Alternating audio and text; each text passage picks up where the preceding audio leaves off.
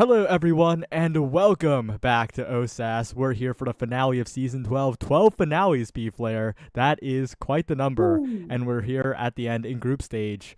Which of these teams are you looking at here? Because there's 8 of them, and only half of them can make it on. Oh, that is a very, very good question. I personally, and we had a bit of an issue. I was about to say, I personally feel like gun to head. I like Seraphim Crimson. I think this could. I really, really, honestly do think this could be their season. Um, Top three though. Top three in general. So Seraphim Crimson. I also like Chikara Space Train.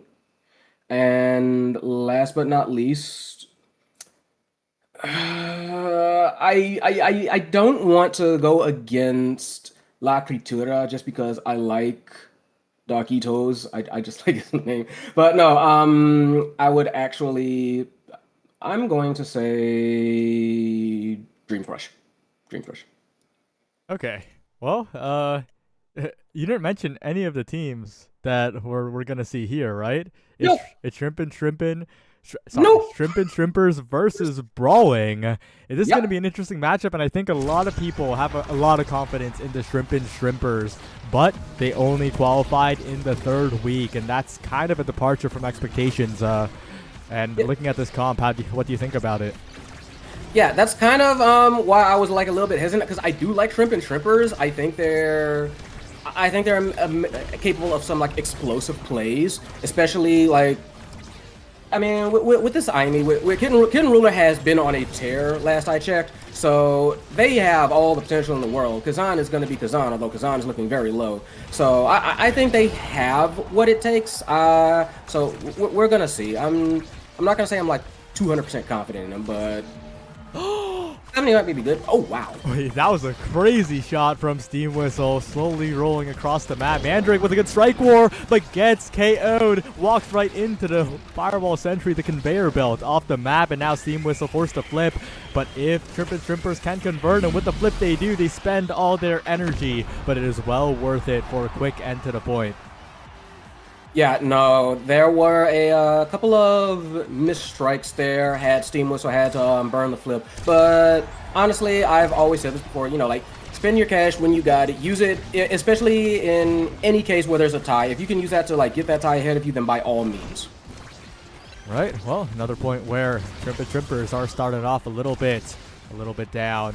Not too great so far, but Damney has no meter and Breakson is pushing forward. Kitten Ruler also incredibly low, and Steam Whistle, dangerous spot to be. Damney capitalizing with the barrier beam, and now TF Tune-Up on the other end, taking a lot of damage, but still surviving for now, barely not KO'd off the edge in an open net at Steam Whistle's back, but there is the Estelle off the map. Breakson though, almost a conversion, well flipped by Mandrake at the last possible moment. Mandrake to the top side, not quite enough, but stalling out for the respawn here are Brawling. Yeah, and you see, like, Brayson barely managed to survive that rocket, but survive they did. I have to say, good on Shrimp and Shrimpers for being able to, like, fight back in these, like, very, very dicey situations. Just being able to remain clutch and make these goals happen already like that. Like, that was just very good, like, persistence on the play. Yep. And this is the kind of Shrimp and Shrimpers gameplay we want to see, right? They were shaky during their qualifications, but they are playing a lot more confidently here. Yeah, they're playing a lot more confidently. It's a lot of their stuff, like you can see there's still a bit of iffiness, a bit like with their strikes, and part of that really is just, you know, Brawling just being very good at what they're doing at the moment. But in general, I do feel like Shrimp and Shrimpers is playing a fair bit more solidly than we saw them in past week. Yep. This time, though, dangerous spot to be. Good deflection by Mandrake, and Damney rushing forward, but not quite the angle to intercept. TF Tune-Up now in the corner, breaks in, pushing forward still, using the Kazan strikes, and there's a topspin. Kitten Ruler in position. Can't quite get enough reach. There's a flip, but it's a flip and dip from Mandrake. Not quite enough to get the goal. Flipped a little bit too late, and there's the calm passing play from Shrimp and Shrimpers to close out this set in 3-0 fashion. Honestly, just very, very beautiful. Like, they were cool, they were calm, they knew what they were doing. The passing play to seal that one off was fantastic. Easily rewarded, though. That extra special is going to do wonders as that turret, I feel. They've been throwing it out. They've been trying to, like, cut those corners, cut off, you know, possible angles of clearing, and that's going to help them a lot with what they've been doing. Yep, and it's big that they're denying away the prize fighter too, right? Removing that avenue of damage and taking Stinger for themselves. Kazan is such a good applier of this Stinger Awakening, and we're probably going to see TF Tune-Up beat a target. Yeah, I would not be surprised at all. Especially, you know, like, with that Monumentalist going on Damney, that's going to be like a very scary situation. I do also want to bring attention, like, Mandrake has been having some, I was about to say has been having some issues with nailing that boost, but so is everybody else. On my screen at the very least. Did you disconnect?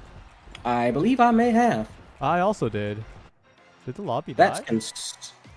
Did the lobby die? What That would be happened? very concerning. Sorry, folks. Technical difficulties at the moment. Seems Did, like did, me. did Dallas die? Uh, This is not a good sign for the Denver land, by the way. The central servers have not been known for their stability, so I'm a little scared actually. I take it we're investigating this issue very immediately. Yep. Sorry about that, folks. It was looking to be very interesting. That first set by Shrimp and Shrimpers, uh, honestly, solidly played aside from a few issues. And yeah, I think the lobby just tripped because I'm seeing we might be trying to get back into it. Okay, Well, yeah, we're gonna get back into it. We're gonna remake with one set in the favor of Trip and Trippers, but it does suck, right? It's a different game slate, yeah, it's a different draft. It's gonna be pretty different, I think. yeah, that's just a bad. Leaves a bad taste in the mouth. It's going to be an asterisk on the match a little bit, but it's the game we play and it's what we go through. So yeah, they're just going to like reset to one in favor of Shrimpers very quickly. No real defense, and yeah, what's really gonna bite is that draft is probably going to be very different. I would not if especially if you don't see like a couple of those awakenings like the whatchamacallit show up like the extra special because that was ideal for Imi. Yeah. Well, we'll see how it goes. Right.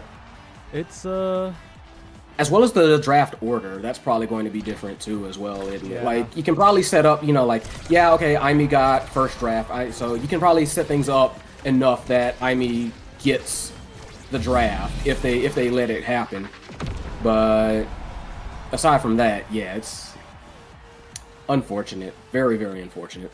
Well, we'll have a lot more to talk about when this draft comes up because we talked about the Stinger, we talked about Mm-hmm. potential Monumentalist, and of course the extra special, such a powerful awakening. But all of that could also just be a non-factor here. It's definitely a Yeah. possibility.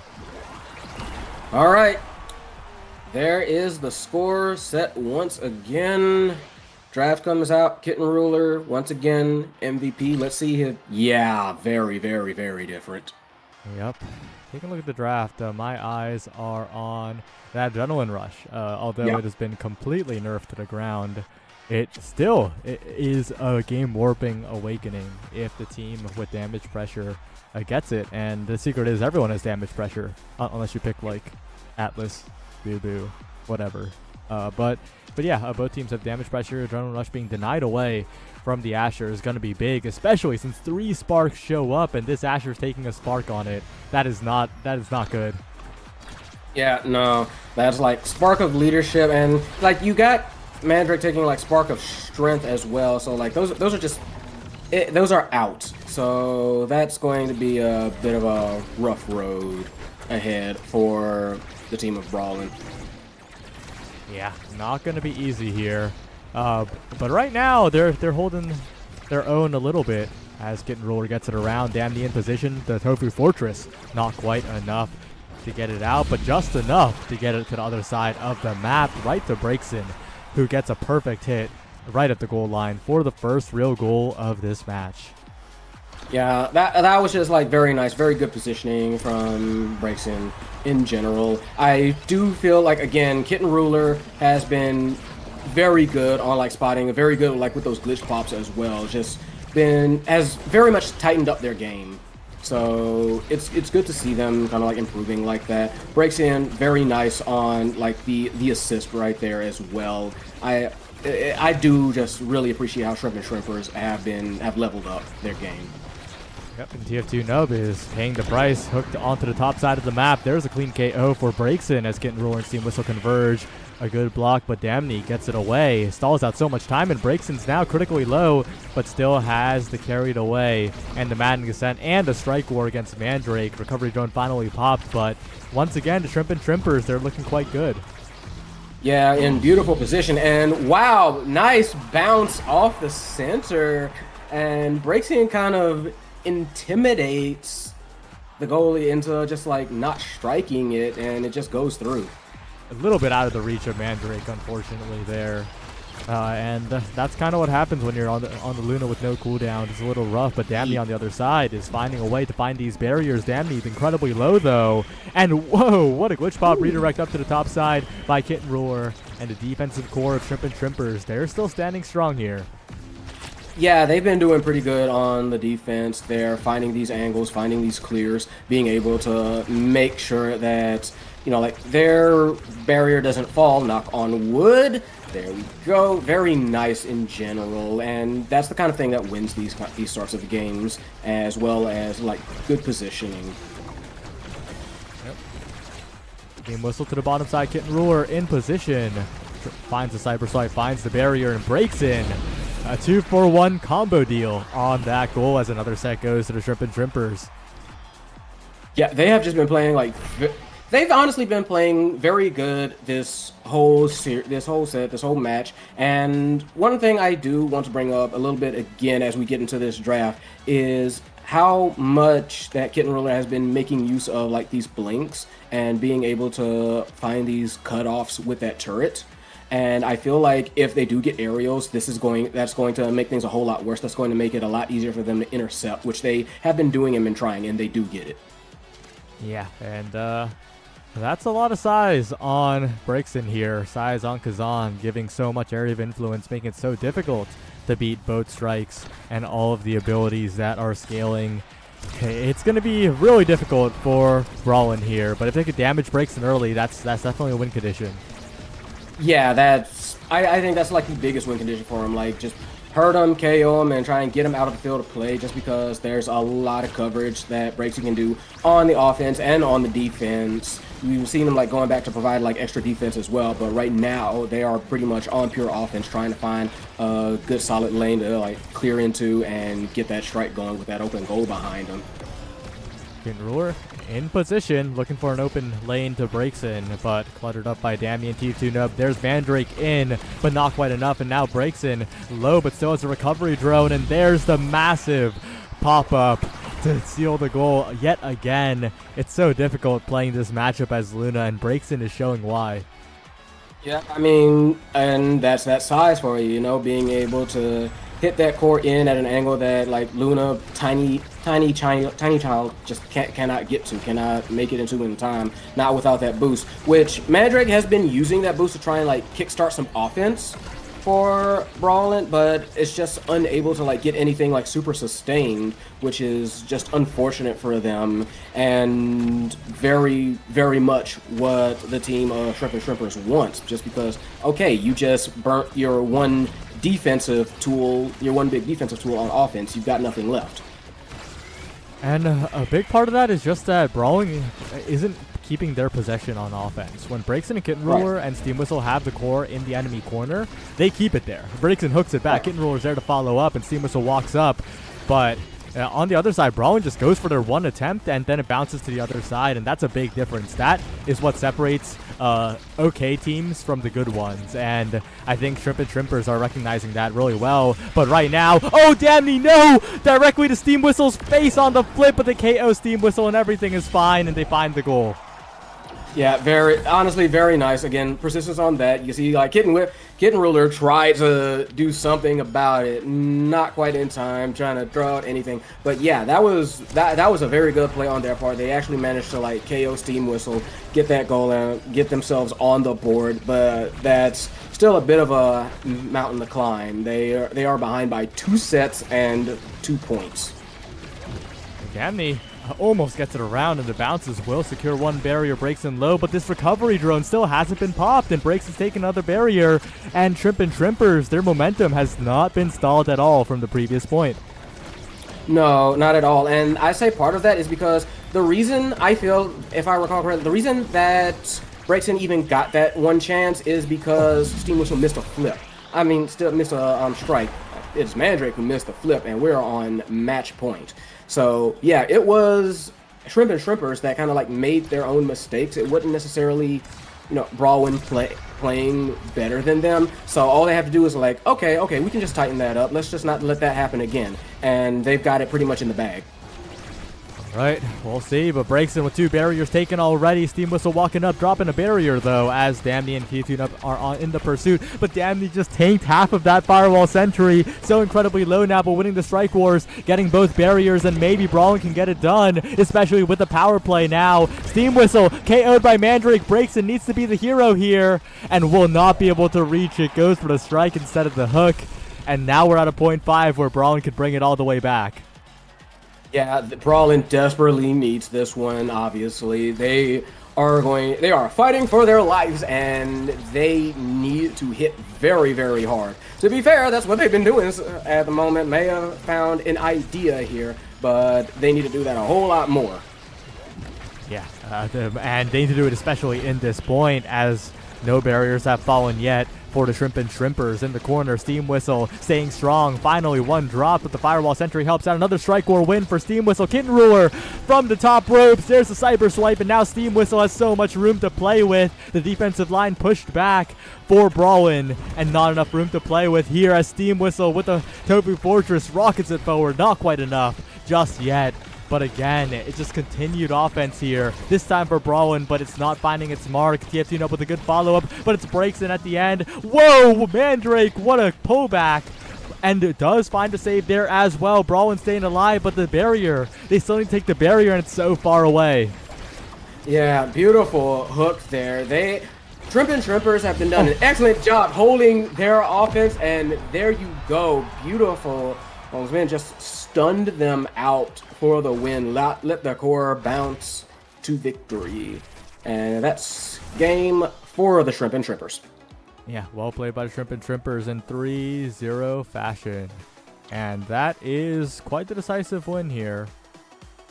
It's rough for Brawlin, who now have a pretty rough road ahead in terms of goal differential, but there are 7 rounds, okay? No one's out just yet. There's still plenty of time to bring it all the way back.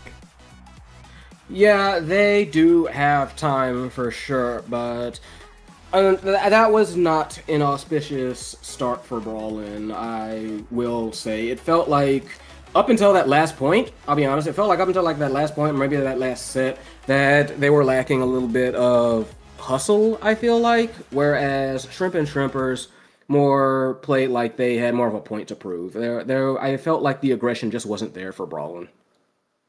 Yeah, we'll see though. Maybe they can make a turnaround and lock in. It has happened before, and it will happen again. 12 seasons of OSAS, plenty of history. But for now, we're going to go to a quick break, and we'll be back with round 2. Chikara Space Train and Seraphim Crimson face off in the next round, so don't go anywhere.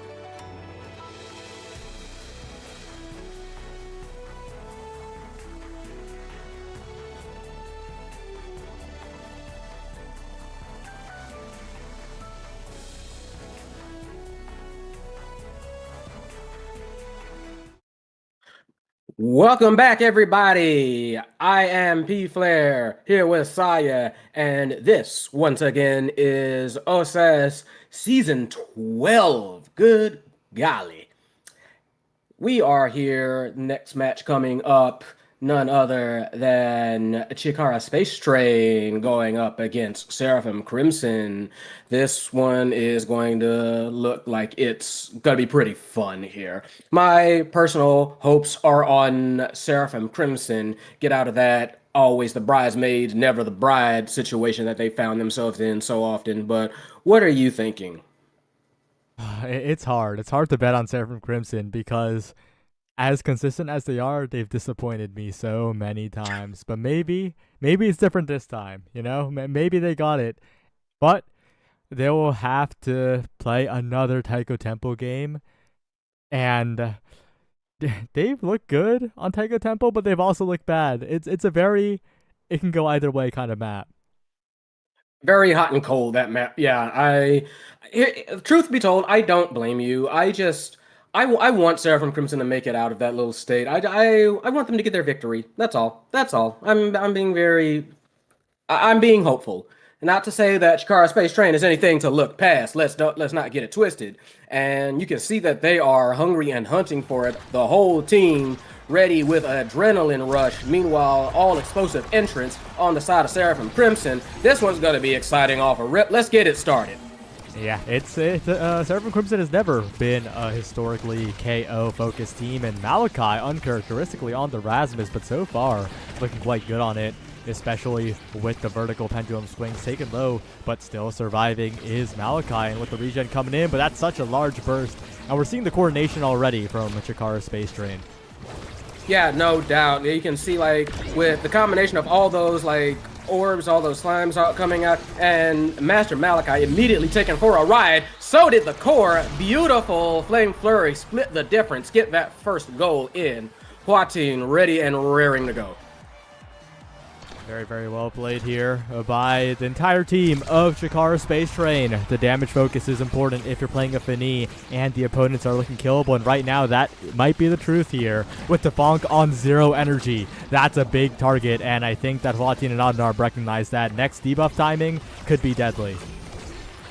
For absolute certain, as the passing still tries to, like, go out, try and find themselves a nice break in positioning. Master Malachi trying to do their best to interrupt that forward momentum, but it's very hard because Chikara Space Train has been doing, like, I feel like they do have plenty of possibility, plenty of momentum. I'm for Seraphim Crimson, but by all means, Space Train is a force to be reckoned with. And a flip available on all 3 members, just barely not for Shikakut, but still looking good in the energy department. Chikara Space Train looking good in the defense department. They're looking dominant with 2. Oh no, striking it right towards the slime is Yugo. And that's an unfortunate point for Seraphim Crimson as Chikara Space Train 2-0 up with full meter. Yeah, this is looking very scary. Yugo even missed, like, the piercing shot on them. They do get that first barrier, so that's good. But Chikara Space Train need to make a point, need to have something on their side. They do have a little bit of momentum there, you can see. Tried to go for the score there, but wasn't quite in position. Chikara Space Train, I think this is the first time they are really going to be tested on defense in this set, so we need to see how they do. Yeah, not very tested so far. From Malachi and Defonk coming in. Cyberswipe not going to connect. Good defense by Chikara Space Train so far. Getting it past the Firewall Sentry as well. Malachi looking for the Strike War, but well played by Adnarb and Shikakute to back each other up. Huatin looking to cash out on the flip. No barriers taken. There's one. And this flip is still staying on Huatin. That's a risky maneuver, but Huatin's not dying. And the point ends so they conserve all 3 flips. They enter with 3 flips and don't spend anything. That was honestly very surprising. I'm not sure why they would choose not to spend that cash. Like, it was last point for the set. I would have blown it all personally, but maybe they have an idea in mind. Maybe they want something absolutely positively final. But so we're gonna see. We're gonna see. Yep. Master Malachi low, almost KO. The flip would have done it at that point. Not quite. As Defonk Sets down the firewall sentry, tries to get something started, but the big finish continues to be such an obstacle for the side of Seraphim Crimson. A KO found, but traded immediately, and Huatin with the flip, perfectly played by the Juliet of Shakar Space Train as the set is won in dominant fashion. There we go. That's kind of like that was a little bit of what I was expecting last point, but they cleaned it up and they got it. So now we are going into the draft. Finney on the first MVP pick got a lot for him. Quite possibly, like, I would say like either Hot Shot, maybe even like Siege Machine. Pink Performance, though, also very good. Yeah, and Malachi's going to have to deny that hot shot, unfortunately. No, does not. Goes for a recovery drone, goes for his own strength, and the top pick in the entire draft, possibly. It goes to the Juno. And that is devastating because they had the KO win condition, but now they have the core control win condition as well. And also, hot shot's secretly a good KO awakening because it lets you cheat defense. Even if they're core controlling your face, you can just hot shot it out of the corner. Yeah, no, that was... like, it's very clear they wanted to go just for, like, their best in-slot win condition, but sometimes you can't always do that. Sometimes you gotta keep an eye on what the opponent's win conditions are and just kind of try and, like, deny them that. Malachi did not go for that, and so now things get exponentially, I would say get exponentially harder, but maybe not, because they got both of their, they got both barriers down, and they are threatening a goal here. Yeah, and good offense so far, but there's Shikute on the other side. There's so little cooldown on these slimes, but jumps right into their own death here. Oddnarb's going to have to make a good hold, and the hit stun on Malachi. Perfectly played. Triple take back to self-pass. Brilliant from Oddnarb on the defense. That was such a great individual performance. Yeah, that was fantastic. What was not so fantastic was that pass by Defunct. We'll have to go to try to get back to Master Malachi, who was not quite in position, but a good bounce, wild bounce off the center makes up for it all. They get the point, and they are ahead in this set by 1. So, hey, points are points. We take those. Yeah, Defunct with tail held high finds the goal there. Is going to need a lot more concentration to get this full set win, though. Good evade to not take too much damage. And those are the kinds of evades we need, right? You can't be taking the full Flame Flurry while debuffed. Right, no, you've got to get that timing right and get out of that whole situation. And they are seemingly turning it around. Aside from that, bad bounce off the center, kind of own barriers there, and they are very quick to take advantage. Arsikara Space Train. Flip, punch, there we go. Huatin saw the moment and capitalized like nobody's business. Yeah, and that's going to intimidate the Seraphim Crimson a little bit, right? They had such a solid first point, but Huatin's just continuing to do Huatin things. Very precise on the Julie. There's a debuff again from Oddnarb. This layered damage pressure is forcing evades so reliably out of Defunct and Malachi, and Defunct, the one who could be the target now. It's going to be dangerous to stay steadfast on this offense. Yeah, definitely going to be concerning. You can see that they aren't giving up. Beautiful. They do manage to get the goalie off the bounce, and they are kind of like threatening. Huatin is staggered, has to retreat from the play, but also puts themselves up for a forward pass in a way getting their offense going on. They do manage to flip out of that situation. Nearly gets the goal. Oddnarb with the last second save. Beautiful defense by Chikara Space Train. They do not want Seraphim Crimson to get any kind of lead. Oh, but it's dangerous now. Huatin low, forced to get the orb. Almost comboed. A little bit of miscommunication between Yugo and Defunct keeps the Juliet alive, and if they get the core forward, that would be huge. But all the way back, Oddnarb, though, watching it spin. Not quite enough to get any offensive play. A back pass by Shikukut. Huatin in position, and a strike war will take the barrier. A huge comeback.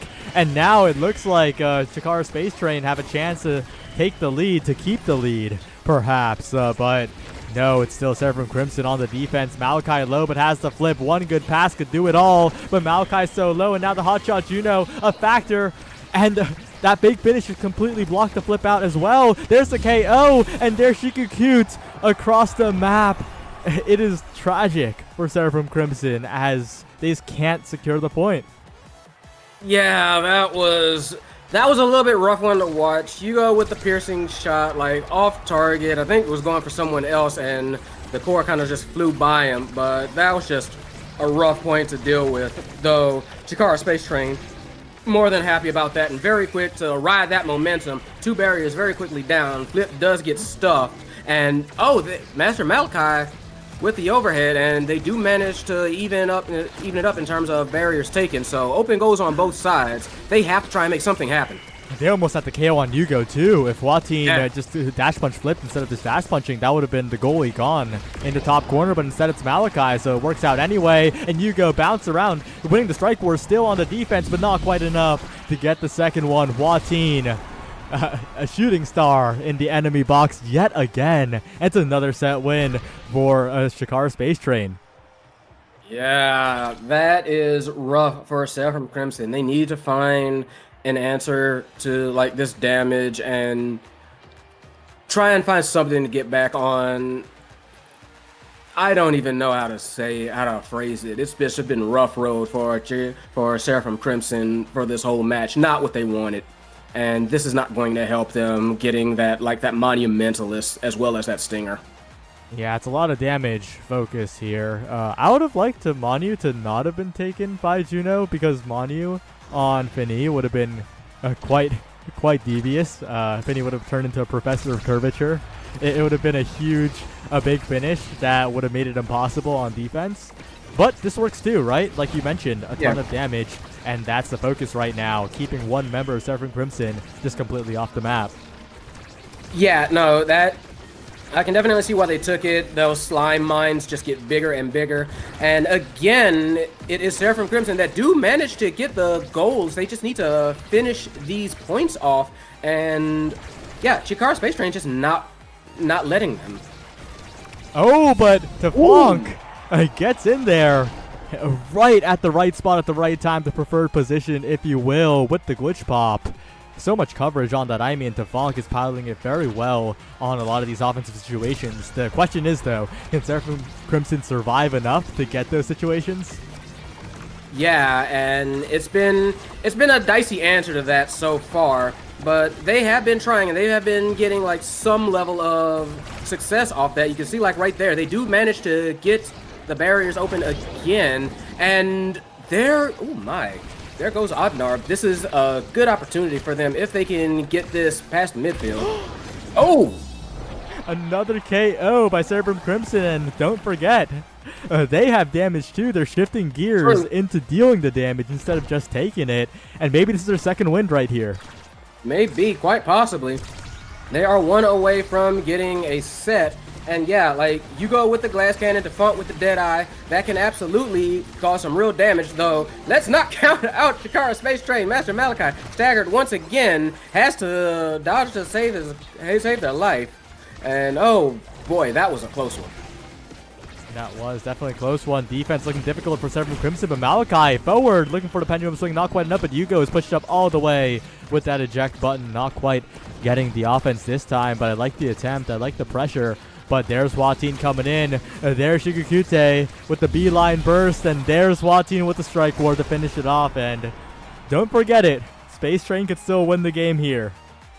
Oh, no, absolutely. Like, two more like that, and this one's done and dusted.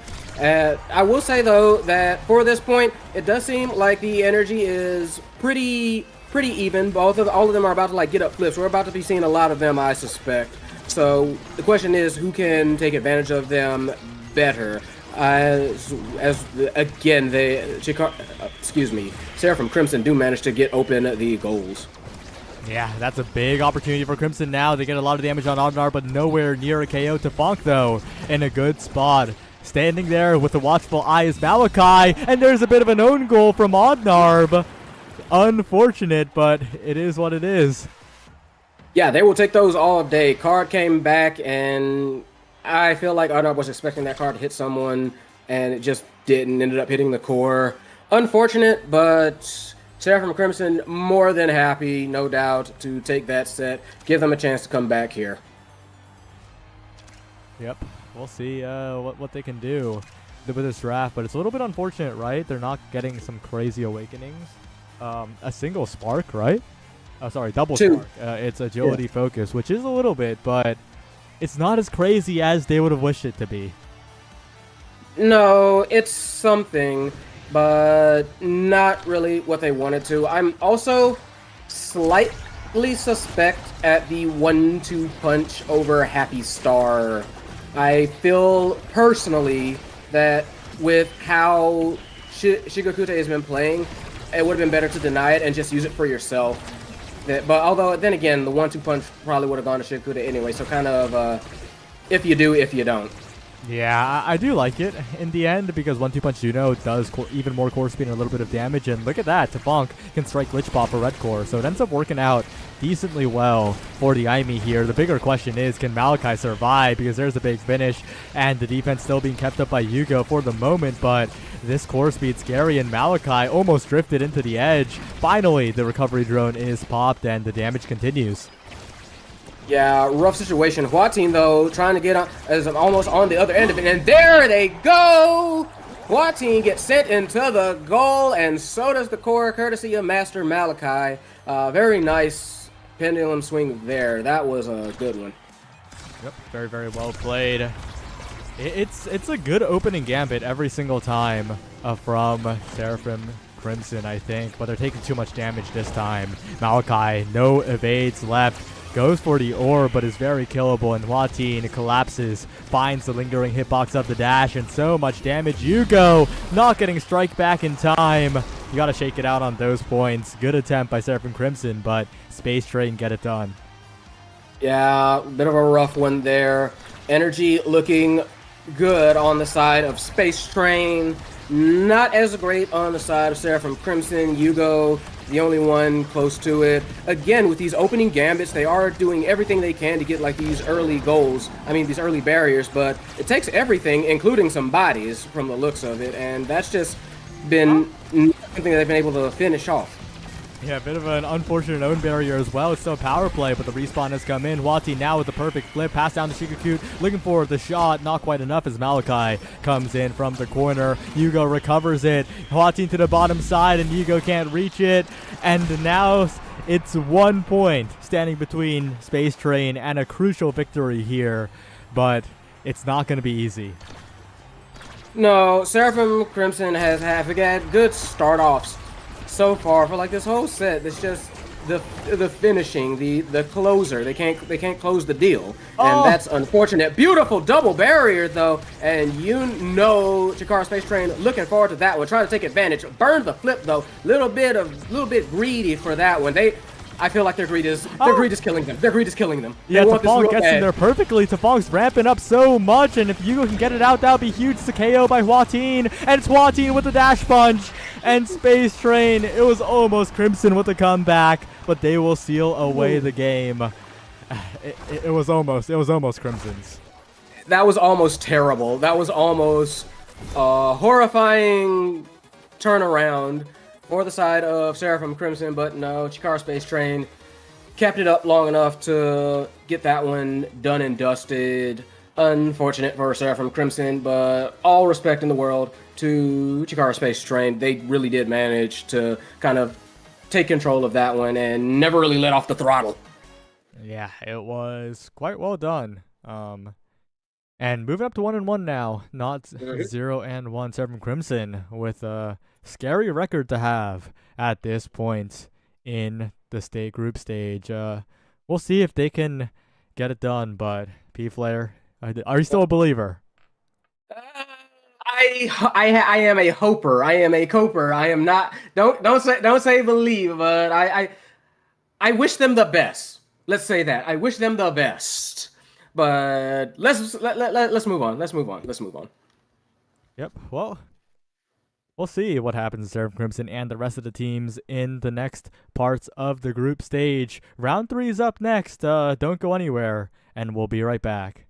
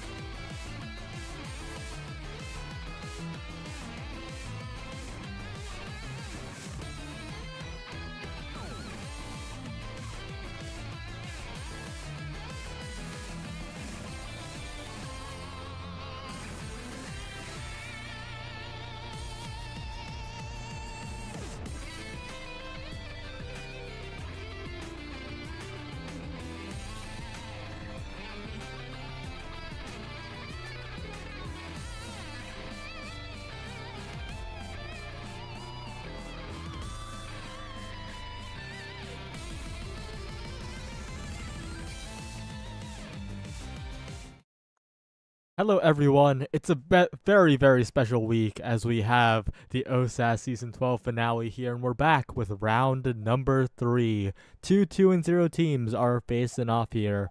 And what do you think of this matchup between La Creatura and God's Strongest Soldiers?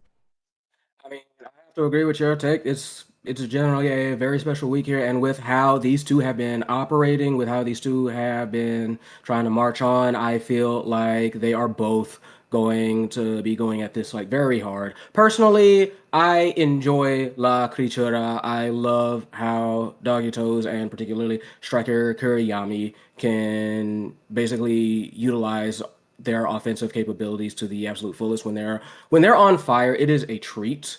But God's strongest soldiers are absolute menaces, and Kurt in particular is always one to be wary around. So I do feel like this could go either way. My heart says my heart really does say La Creatura. My head says God's strongest.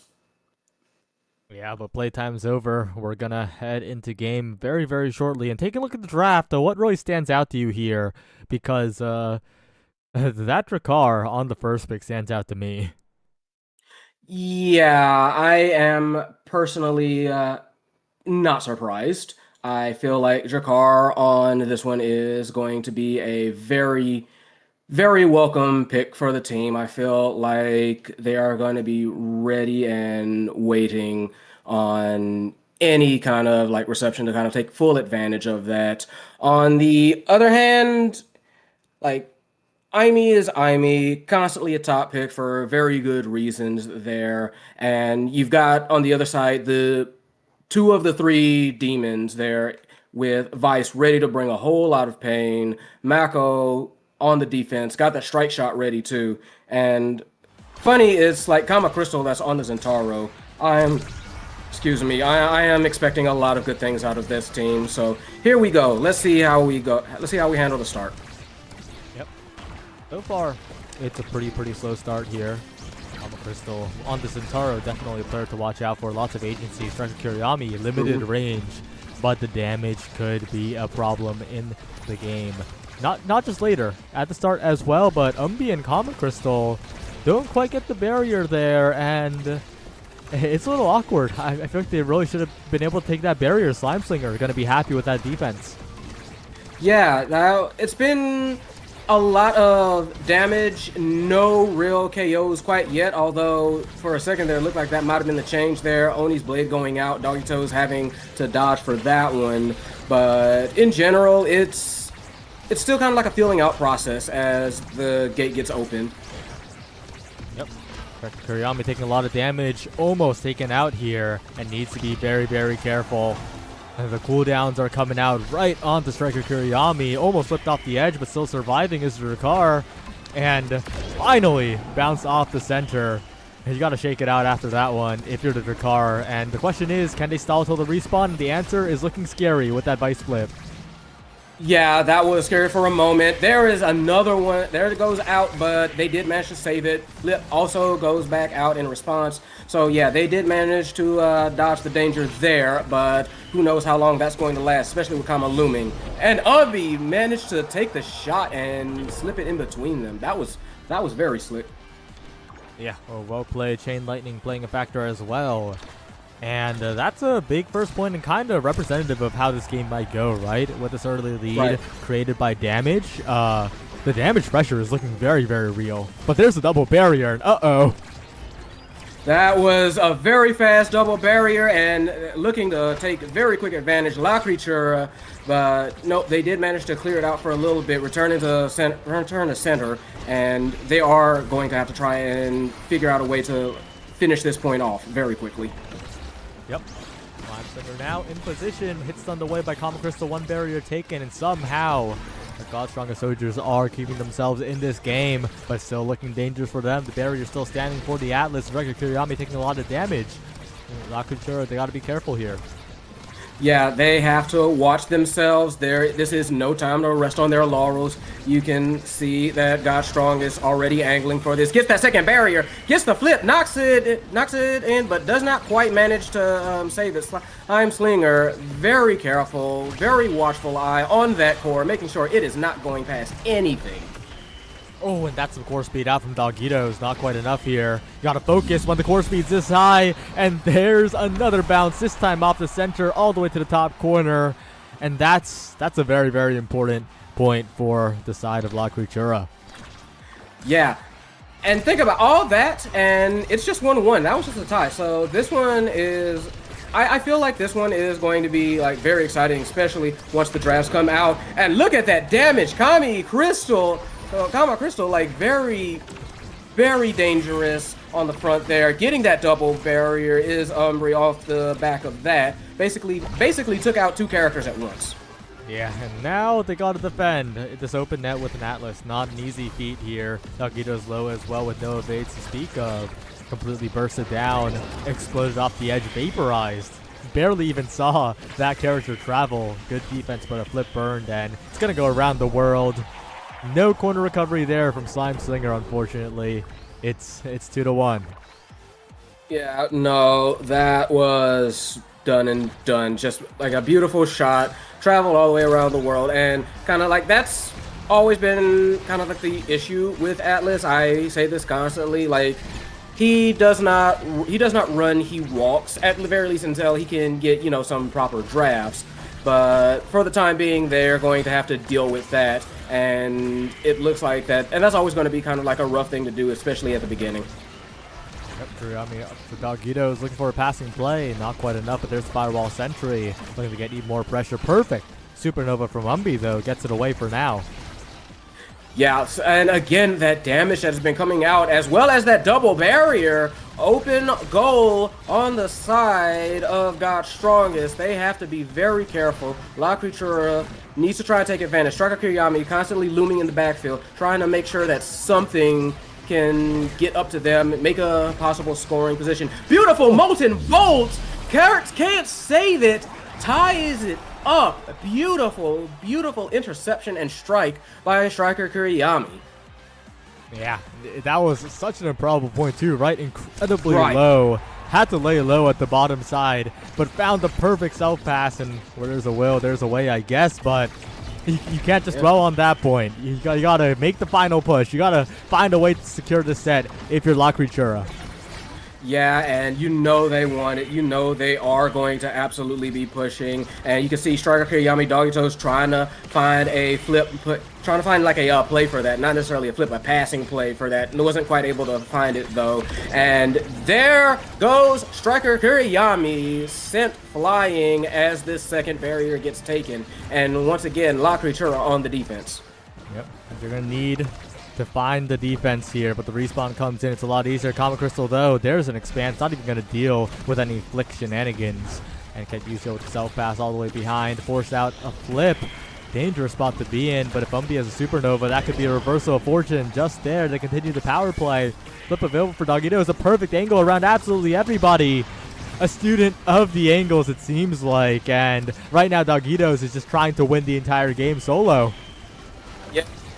Almost does it, can't quite get the glitch pops to go where they want it, and yeah, Kama Crystal very quick to take advantage, force a 1v1 on Slime Slinger, and it is God's Strongest who take the set. And with this draft here, things are about to ramp up big style. Yes, especially with what we're seeing here that's available. Yeah, that Stinger is going to be pretty high priority, but that Twin Drive, that Atlas is going to be denied by the Vice. Oh, yeah. That's quite unfortunate. Yeah, that was a bit of a shame. And similarly, 1-2 punch having to be denied because that is just one of the many things that Zentaro can use to absolutely devastating effect. Yep. That Stinger is going to be a problem in this game. It's already been overwhelming damage coming out of God's Strongest Soldiers. It's going to be unbearable now. And I don't know. I'm starting to feel like it's a little bit too difficult of a game.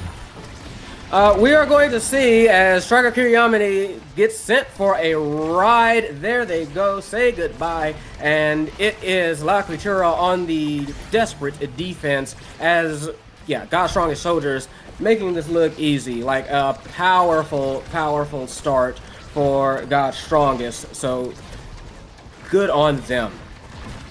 Good on them indeed. Calm Crystal now low, but healing right back up, and it's still looking like a very difficult point here for La Creatura. They manage to nullify the flip, but they lose the barrier regardless, and it's bouncing all over the place. In position as Calm Crystal doesn't quite keep control, but it's scary with the Vice coming in. So much damage. Evade's forced out, and the Celestial intervention as well, but they turn the kill onto Umbi, and that's a big opportunity here.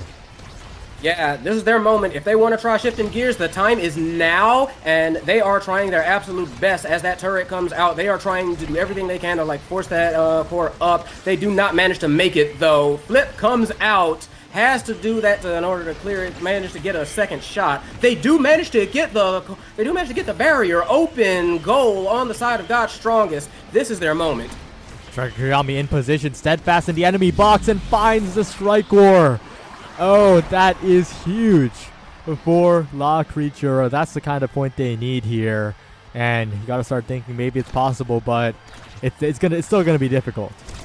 Oh yeah, no, they are going to have to dig in, focus up, and lock in as well if they want this to if they want to have a chance at coming back at all. Like, that's 1 point. You have 2 more to go if you want to tie these sets up. So let's see you do it. Yeah. Right now, 2 barriers taken, good position, but not a huge lead by any means. Kiriyami in there. Dogito's looking for a setup into the cyber swipe, but they can't quite connect into the net. Good positioning by Slimeslinger, but it's still looking difficult here as Umbi helps defend. Katyusha gets it around, and it's still not quite the goal. Yeah, not quite the goal. Slimeslinger doing their best to keep that defense up, but that Supernova kind of sent it flying, sent it around the world on a trip. Umbi quickly take advantage of that open goal as well. Very pure in positioning to get that Supernova out and get that offense rocking and rolling on the side of God's Strongest. And it is up to Slimeslinger to be very careful and try and do their absolute best to stop this onslaught. There's the 1-2 punch coming into effect, though, as a big awakening to watch out for. There's the perfect pass. Striker Kiriyami in the preferred position in the enemy net, and Dogito's connecting wonderfully. And, well, we'll see. We'll see. That kind of prudent positioning is what we're looking for, but they still need to get this last point here. Yeah, I mean, they've been doing what they can. They're prepared to pass at any given moment. It seems like, it feels like they are trying to. It's just very difficult for them because this defense is can be very, very stiff and can cause issues like that. That's going to be a problem that they need to try and find out. They need to try and solve that problem, and that's in general like a hard one to solve. There's a reason why one of the sayings used to be brawlers get it done. Beautiful save though by Kurtz. Very, very patient on their part, and just beautiful response in general. Yeah, but the offense now is looking dangerous for God's Strongest Soldiers. There's a quick KO on Umbi, who positioned way too close to the wall, and now Dogito's catches Katyusha Kurtz's hesitation. That evade costs them everything, as I think that was really, really a point where God's Strongest Soldiers could have found their way back into the set. Oh, absolutely, and that is a very, very nice goal for them. That was a very, very nice set, honestly, for La Creatura. Amy looking very good, and that Super Surge is only going to make things better. This draft is going to... I don't think they've quite found the winning ticket yet, but I do think that it's getting close. I feel like La Creatura has turned things around a little bit. Yeah, and that early lead from God's Strongest Soldiers has all but vanished now. It is completely even, and the draft is pretty solid as well. Striker Kiriyami tanky with that bulk up and dealing a little bit more damage as well. Definitely Striker to watch out for, as Striker Kiriyami just strike wars all 3 players. Oh no, God's Strongest Soldiers ping-pong it right back to the car. That was brutal. Steadfast in the face of adversity was Striker Kiriyami, just took all of that, went back for more, said, nope, I'm still scoring, doesn't matter. Yeah, and I'm starting to feel like it. And it might be that it's the game getting away from that KO type of linear playstyle, but right now the battle formation of Godstrong and Soldiers is just not getting it done on defense. But Slimeslinger steps up a little bit too far, and they capitalize just a little bit.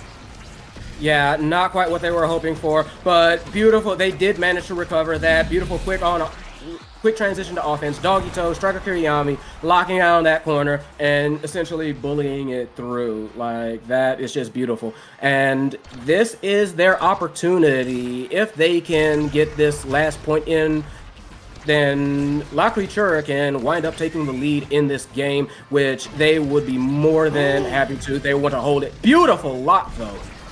Yeah, you got to be super duper stoked about that one for Doggy Toes, right? Yeah. You were surrounded by the insane drums. There was a massive supernova, and at the end of it all, you're the one who takes the barrier. Of course, you're on the brink of death, but it's dangerous. Hey, health is a resource, and Doggy Toes just used it effectively, as far as I'm concerned. So, hey, yeah, more than happy about it, and this is like, honestly, a good opportunity, since, you know, that's a cooldown burn, right? That's something that Umbi can't just immediately bring to bear on offense. And the Striker Kuriyami has a very, very sharp gaze right now at the empty net. Strike Wars to the top side, forcing out the flip from Ketyusha Kurtz. Not quite enough, and Umbi is standing by in the midfield to try and create some offense. Dangerous Molten Bolt with the core speed. Kuriyami pushing up into the corner. Can't win the Strike Wars to close it out here, but it's still a dangerous spot for Godstrong Soldiers. And there's another KO as well to add to the power play. Striker Kuriyami looking for the lock and load. Not quite. The Strike War won by Kurtz, getting it out of the corner. But it is still a power play. Umbi can't get it past the Atlas. And Striker Kuriyami taking so much damage from the Ensnare Drums as well. But there's the glitch pop.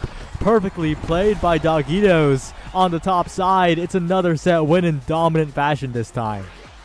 Beautiful, beautiful glitch pop, beautiful, like, the cyber swipes, everything. Doggy Toes, tail head high, as they keep going and going and going. This is it. This is their opportunity. This is their moment. They are about to get that extra special. That turret is about to be firing on all cylinders. It is going to be...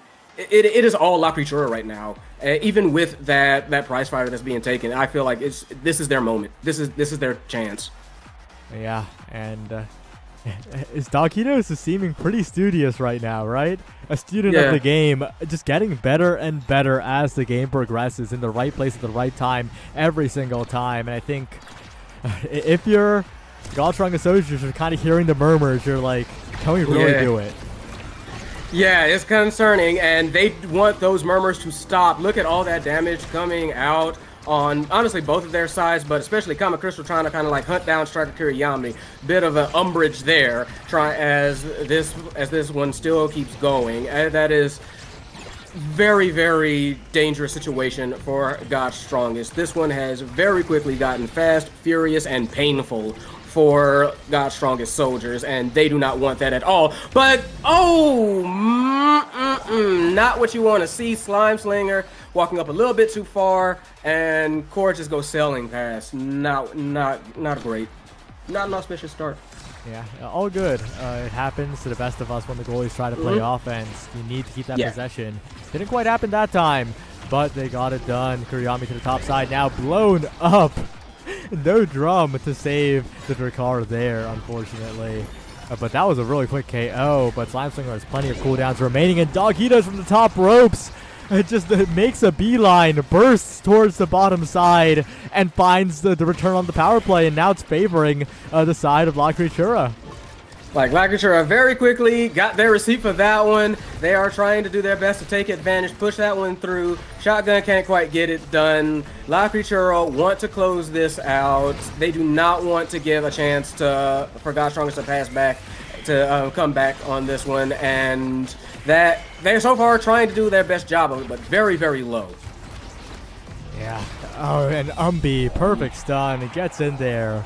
Godstrong Soldiers are fighting their way back in this one. It was dominant right before from La Creatura, but that's a huge turnaround here.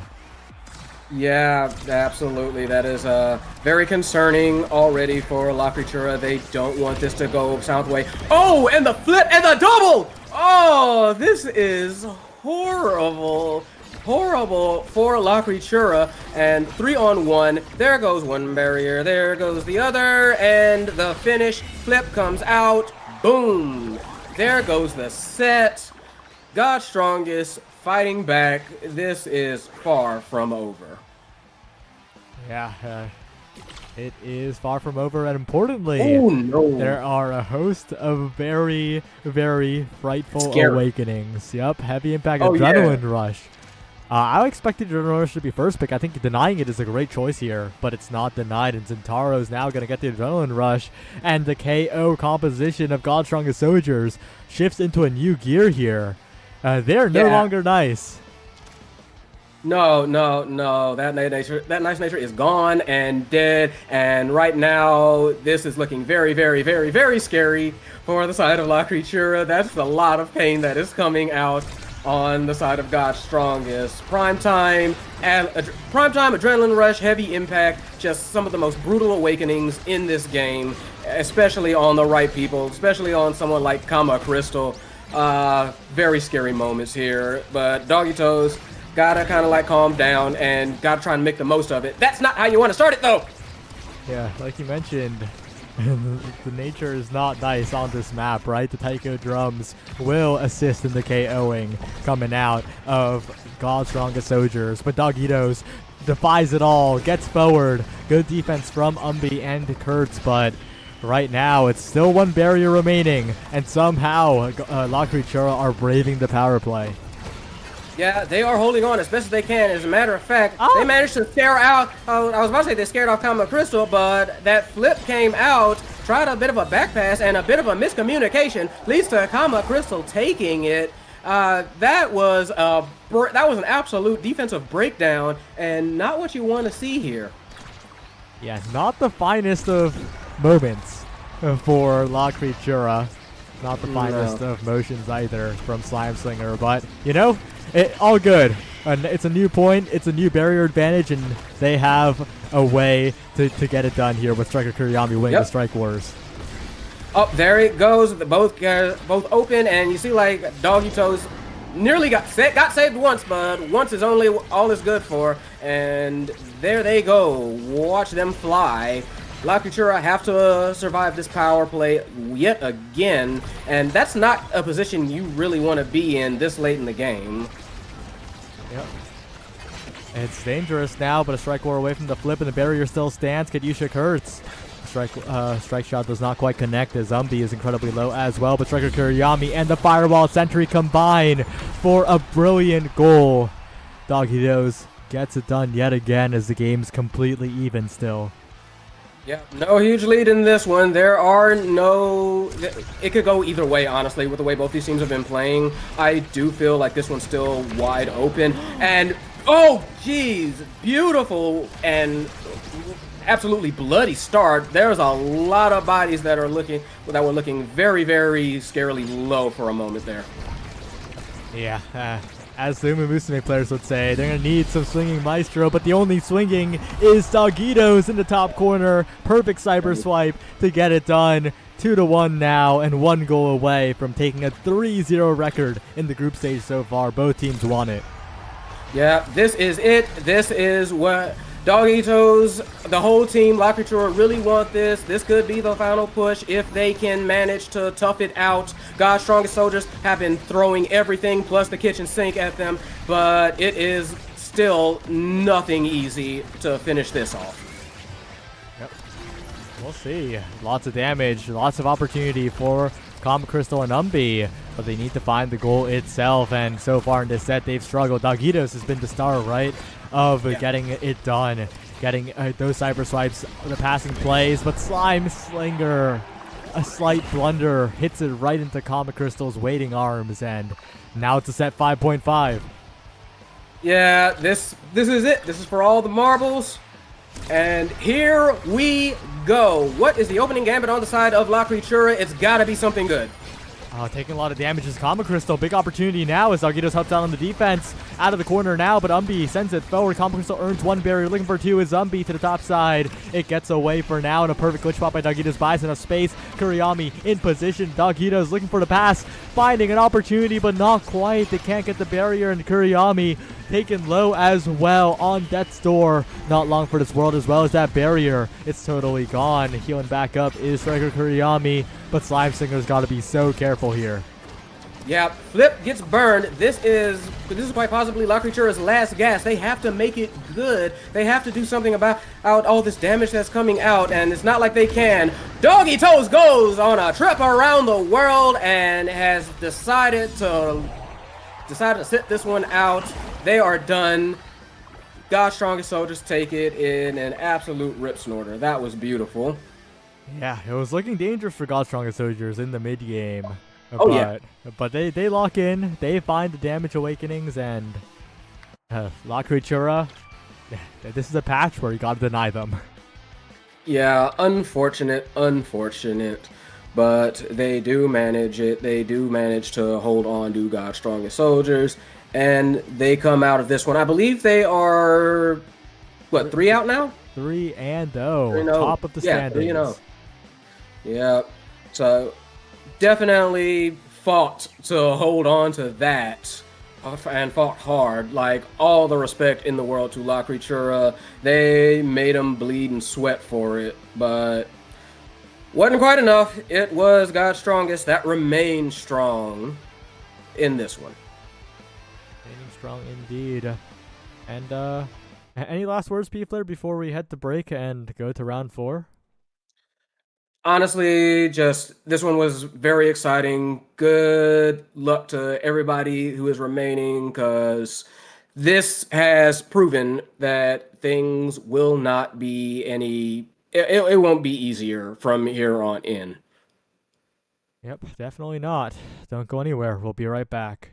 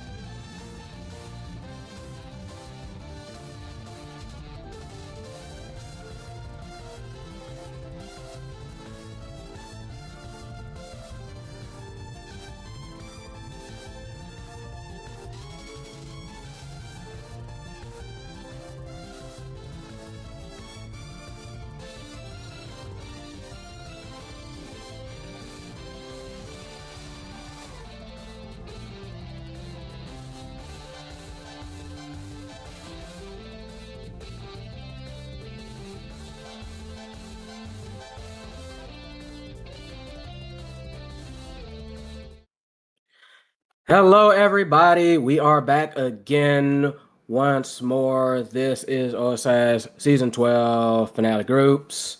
And here with me still is Saya, IMP Flair. And we have none other than 2.5 players going up against Brawling. And this one, little bit dicier than our past matches today. Yeah, just a little bit. We'll see how it goes for sure, but it's on Clarion. We've seen way too much Taiko today. Thoughts on the variety? Honestly, I am more than happy to have a little bit of difference here. We are going on to the test chamber, and yeah, you want to talk about variety? We are about to get a whole lot of it in this shifting, twisting mess of a map.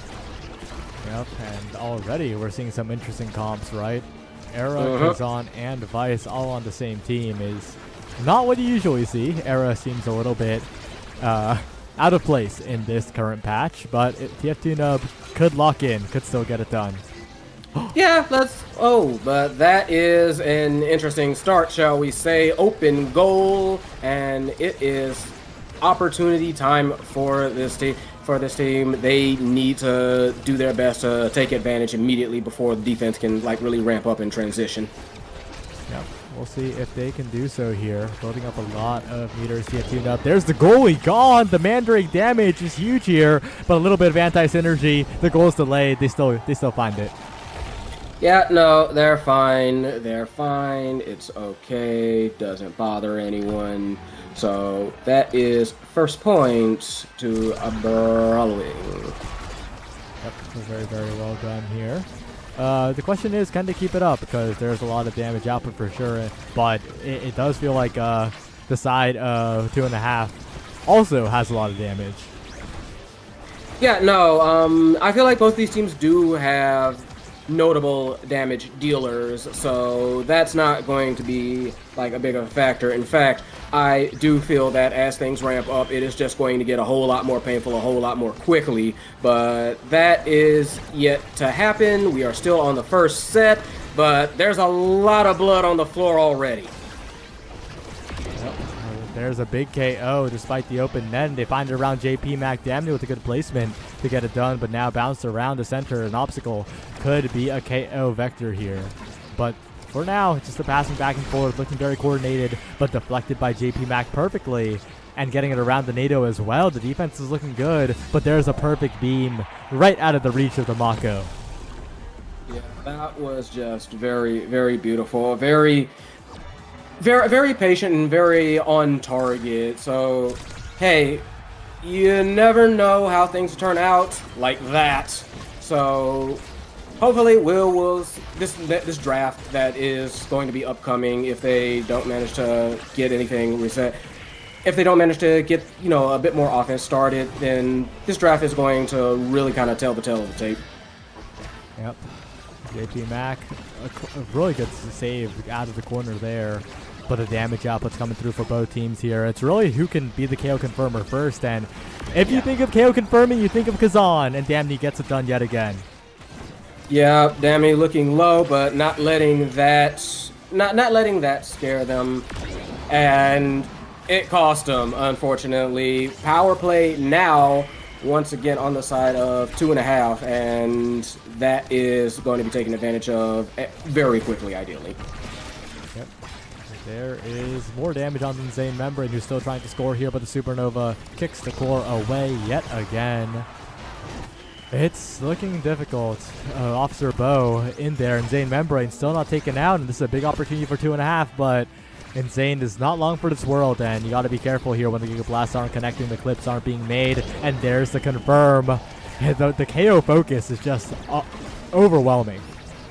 Yeah, I am honestly surprised. Okay, there we go. I was about to say, I'm honestly surprised that barrier did not get taken, but there it goes. Open nets on both sides, and Brawling are hoping to close this one out. Yep. Damney finds the rebound, finds the goal.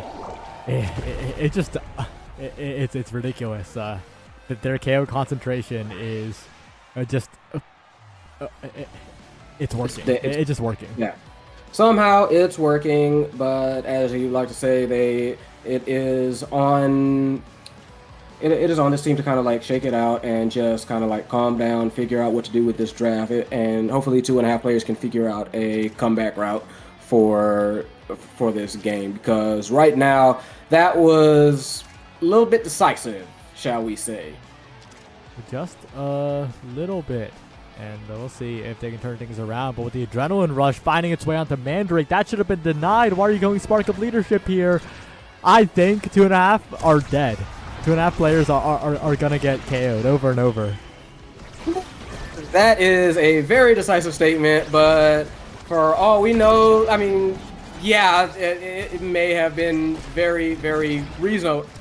Decisive, but also reasonable and understandable. Insane looking very low as well. They're having to deal with this power play, and it is not looking. There it goes. This is not looking good at all. I mean, yeah. Early lead went to this team. Early lead went to a brawl win, and it is not looking to like let up, even with this open goal. It's just very, very dangerous. Yep, the rebounds found by Mandrake this time. And it's not that 2.5 players aren't doing damage themselves. It's just that it's just that Brawling are doing more. They're brawling. Yeah, no, Brawling are just absolutely. They are trying to run roughshod over this team, and it's working. Right, so it's going to be a very, very rough road for 2.5 players to kind of like figure something out here. But I do think it's possible. You can see right there that Damney is low. Damney has been low for a while. I feel like they might need to like focus him down. That's just been the problem child for a while here. So if they can kind of pick a target, stick with it, then they might have a route out of here. But yeah, like I said earlier, very rough road. Yep, very, very rough.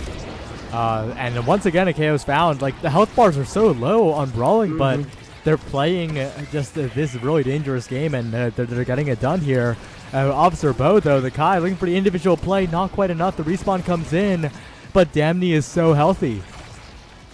Yeah, it's just very unfortunate. Officer Bo, like you said, doing their absolute best, unyielding in the face of adversity, but there's only so much you can do when all that damage is coming out, and basically given any 2-3 cooldowns can send you like as low as that. Look at that, already staggered, had to kind of like retreat, and things just not looking super great for them. They are still trying to do what they can though. There's some more damage coming out from Damney. The KO confirmed.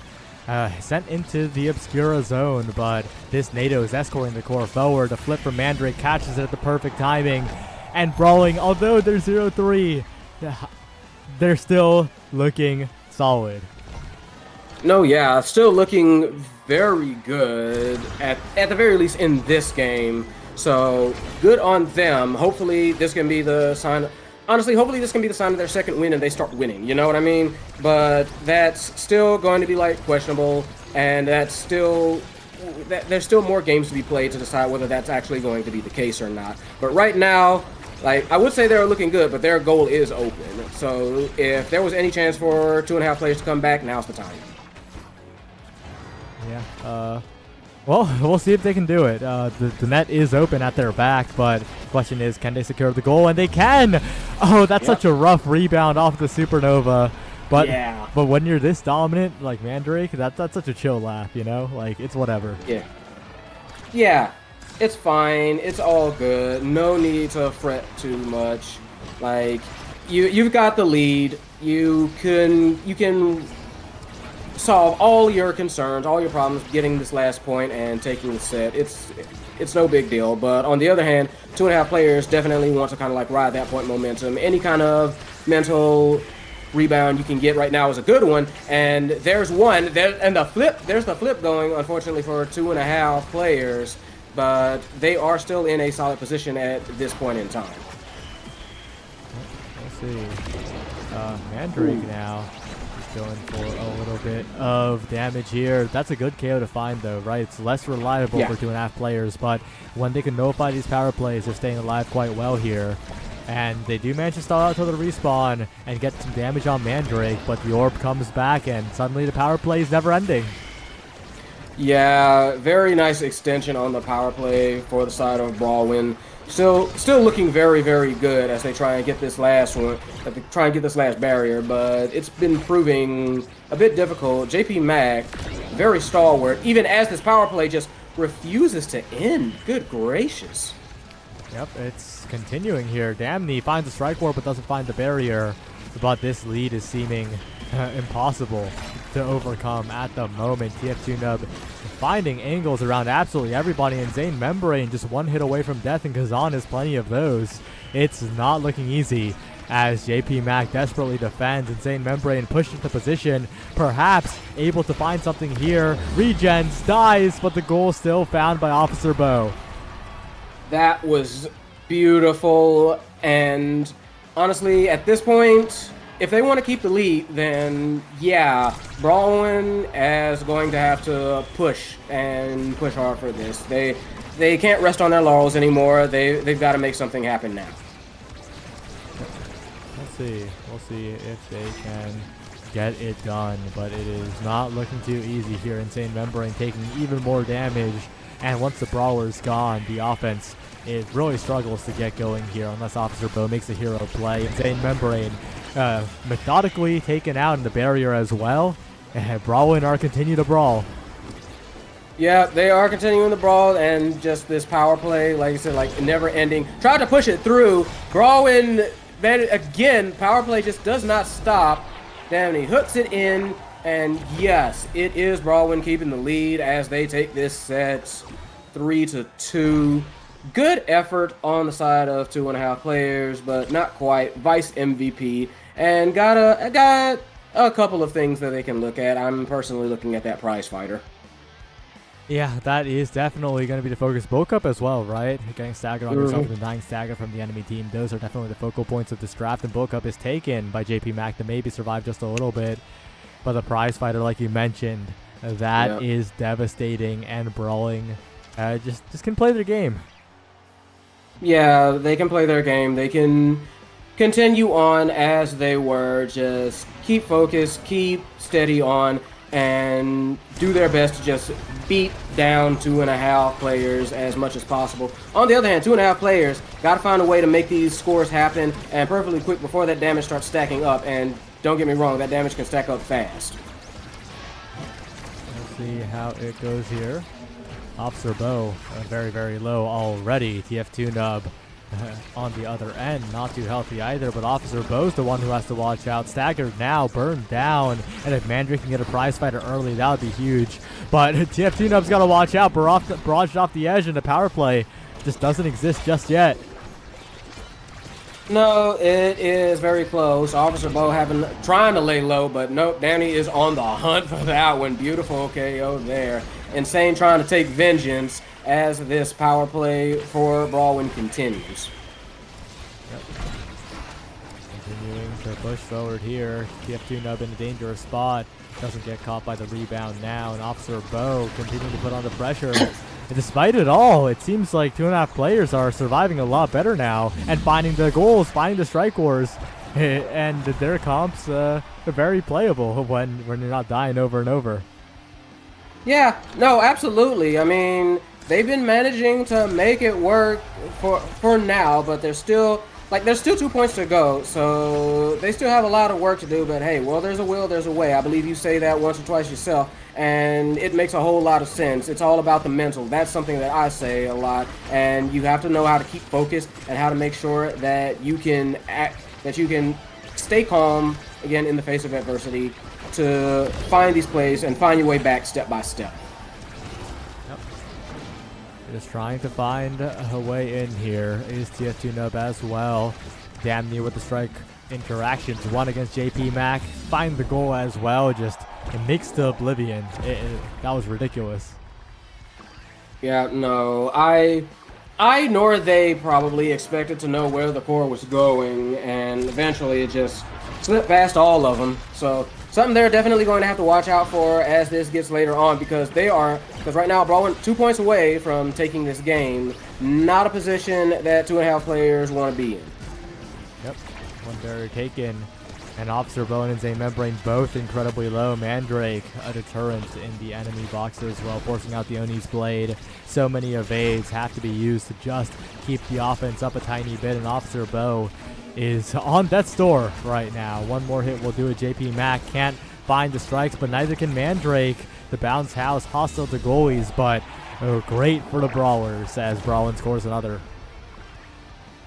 Yep, this could be it. This is last potential point for Brawlin, and they have a flip. They have one coming from TF2 Noob, and Dabney, they realized that they tried everything to take out Dabney right there, get rid of that, and had to dodge for his life, but dodged he did. Survived just enough. As Officer Bow is low once again, stuck but displaced by Mandrake for the moment as Damney still has a recovery drone, right? So even if they KO the Kazan, the power play will not really start. TF2 up though. Wow, Damney gets a perfect pull to make sure the power play is not there for 2.5 players. And once again, Brawling showing that they're quite proficient at their name. Yeah, that was brutal, scary, but 2-on-2 time over. 3-on-3 back again, but possibly not for very long. There's Dammy and Insane both low. TF2 nub low. It is very, like I said, it's been bloody this whole game. It's been very brutal. And there goes Insane. Dammy with a pull the rug out from under him, and it is power play time for Brawlin. They take double barrier, and this could be all she wrote. Definitely could be. The rebounds coming in. Dangerous spot as Mandrake manages to save the barrier yet again. This could be the last point. Brawlin could take it here and keep themselves afloat. JP Mack desperately defending for the moment. But Officer Bow as well. They're trying to find this barrier, but they just can't. There's the Giga Blast. The hero gets it done, but Damney has so much control on the top side. The Kai has to drop back to help defend, and if that happens, the offense is looking so difficult. Insane Membrane barely can't get a strike on it in time, and Mandrake getting the clears right through to Damney, who can't hang on to the core either. Insane Membrane now in position for a moment, and will find a strike war to send us to 0.5. That was a very close call.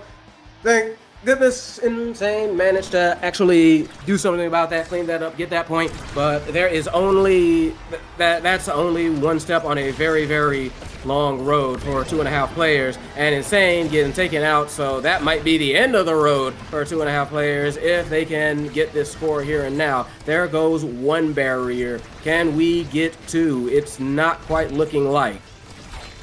Yep, not quite. And we'll have to see if they can find both right here. And all bounds off the terrain. And suddenly it's looking so dangerous for 2.5 players. TF2 Novas flip. If they can get it to the era, they can accelerate it forward. Same with the Vice. They flip it away up to Damney. Right to Officer Bow, unfortunately. But another flip is there. Damney with a strike ward deflected away by JP Mack, who is now deceased. And this could be the NP flare. Yeah, no. Supernova goes out, launches that first. Damney inadvertently kind of saves it. TF2 Noob trying to do their best to keep the core forward as this power play is about to run out. There it goes. JP back on the defense, back in the goalie box. And it is, wow, my goodness, Brawlin that managed to slip up. Defense cracked. The goals open on both sides. But Damney cleans it up. The hook, the redirect, the goal, the sets, the finish, the game. It's over. It's done. Brawlin take this one. Well played by Brawlin to keep themselves afloat. 2.5 players. They just couldn't get their footing in a game of damage. Nope. It was just started out bad and kept being bad, and they couldn't find any kind of equilibrium to get this one settled and really contest. Yeah, and we'll have to see how exactly the future of these teams pans out, because they're both at the same standing now. They're both 1-3, and that is not a friendly place to be. Nope, we're going to have to see how they manage to hold out, but I believe that is, yeah, that's it for this match. We still got a little bit to go, so Hold on to your seats. It's not over just yet. We'll be right back.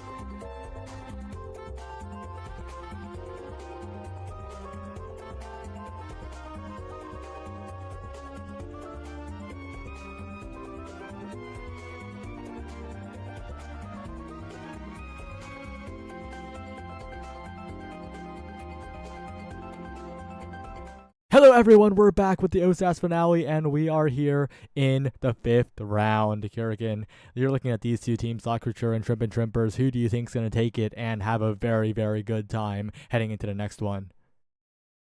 So far, I did watch a little bit of the stream before I came out to cast, so I think Trippers are looking very good out the gate right now. Kid and Ruler, especially, I've seen them in a bunch of games before. They're very good on KOing, especially on this map too. Holy God, Demon Days, what a great map to KO on. Yep. And taking a look at the draft now, I guess, which KO comp do you think will KO harder?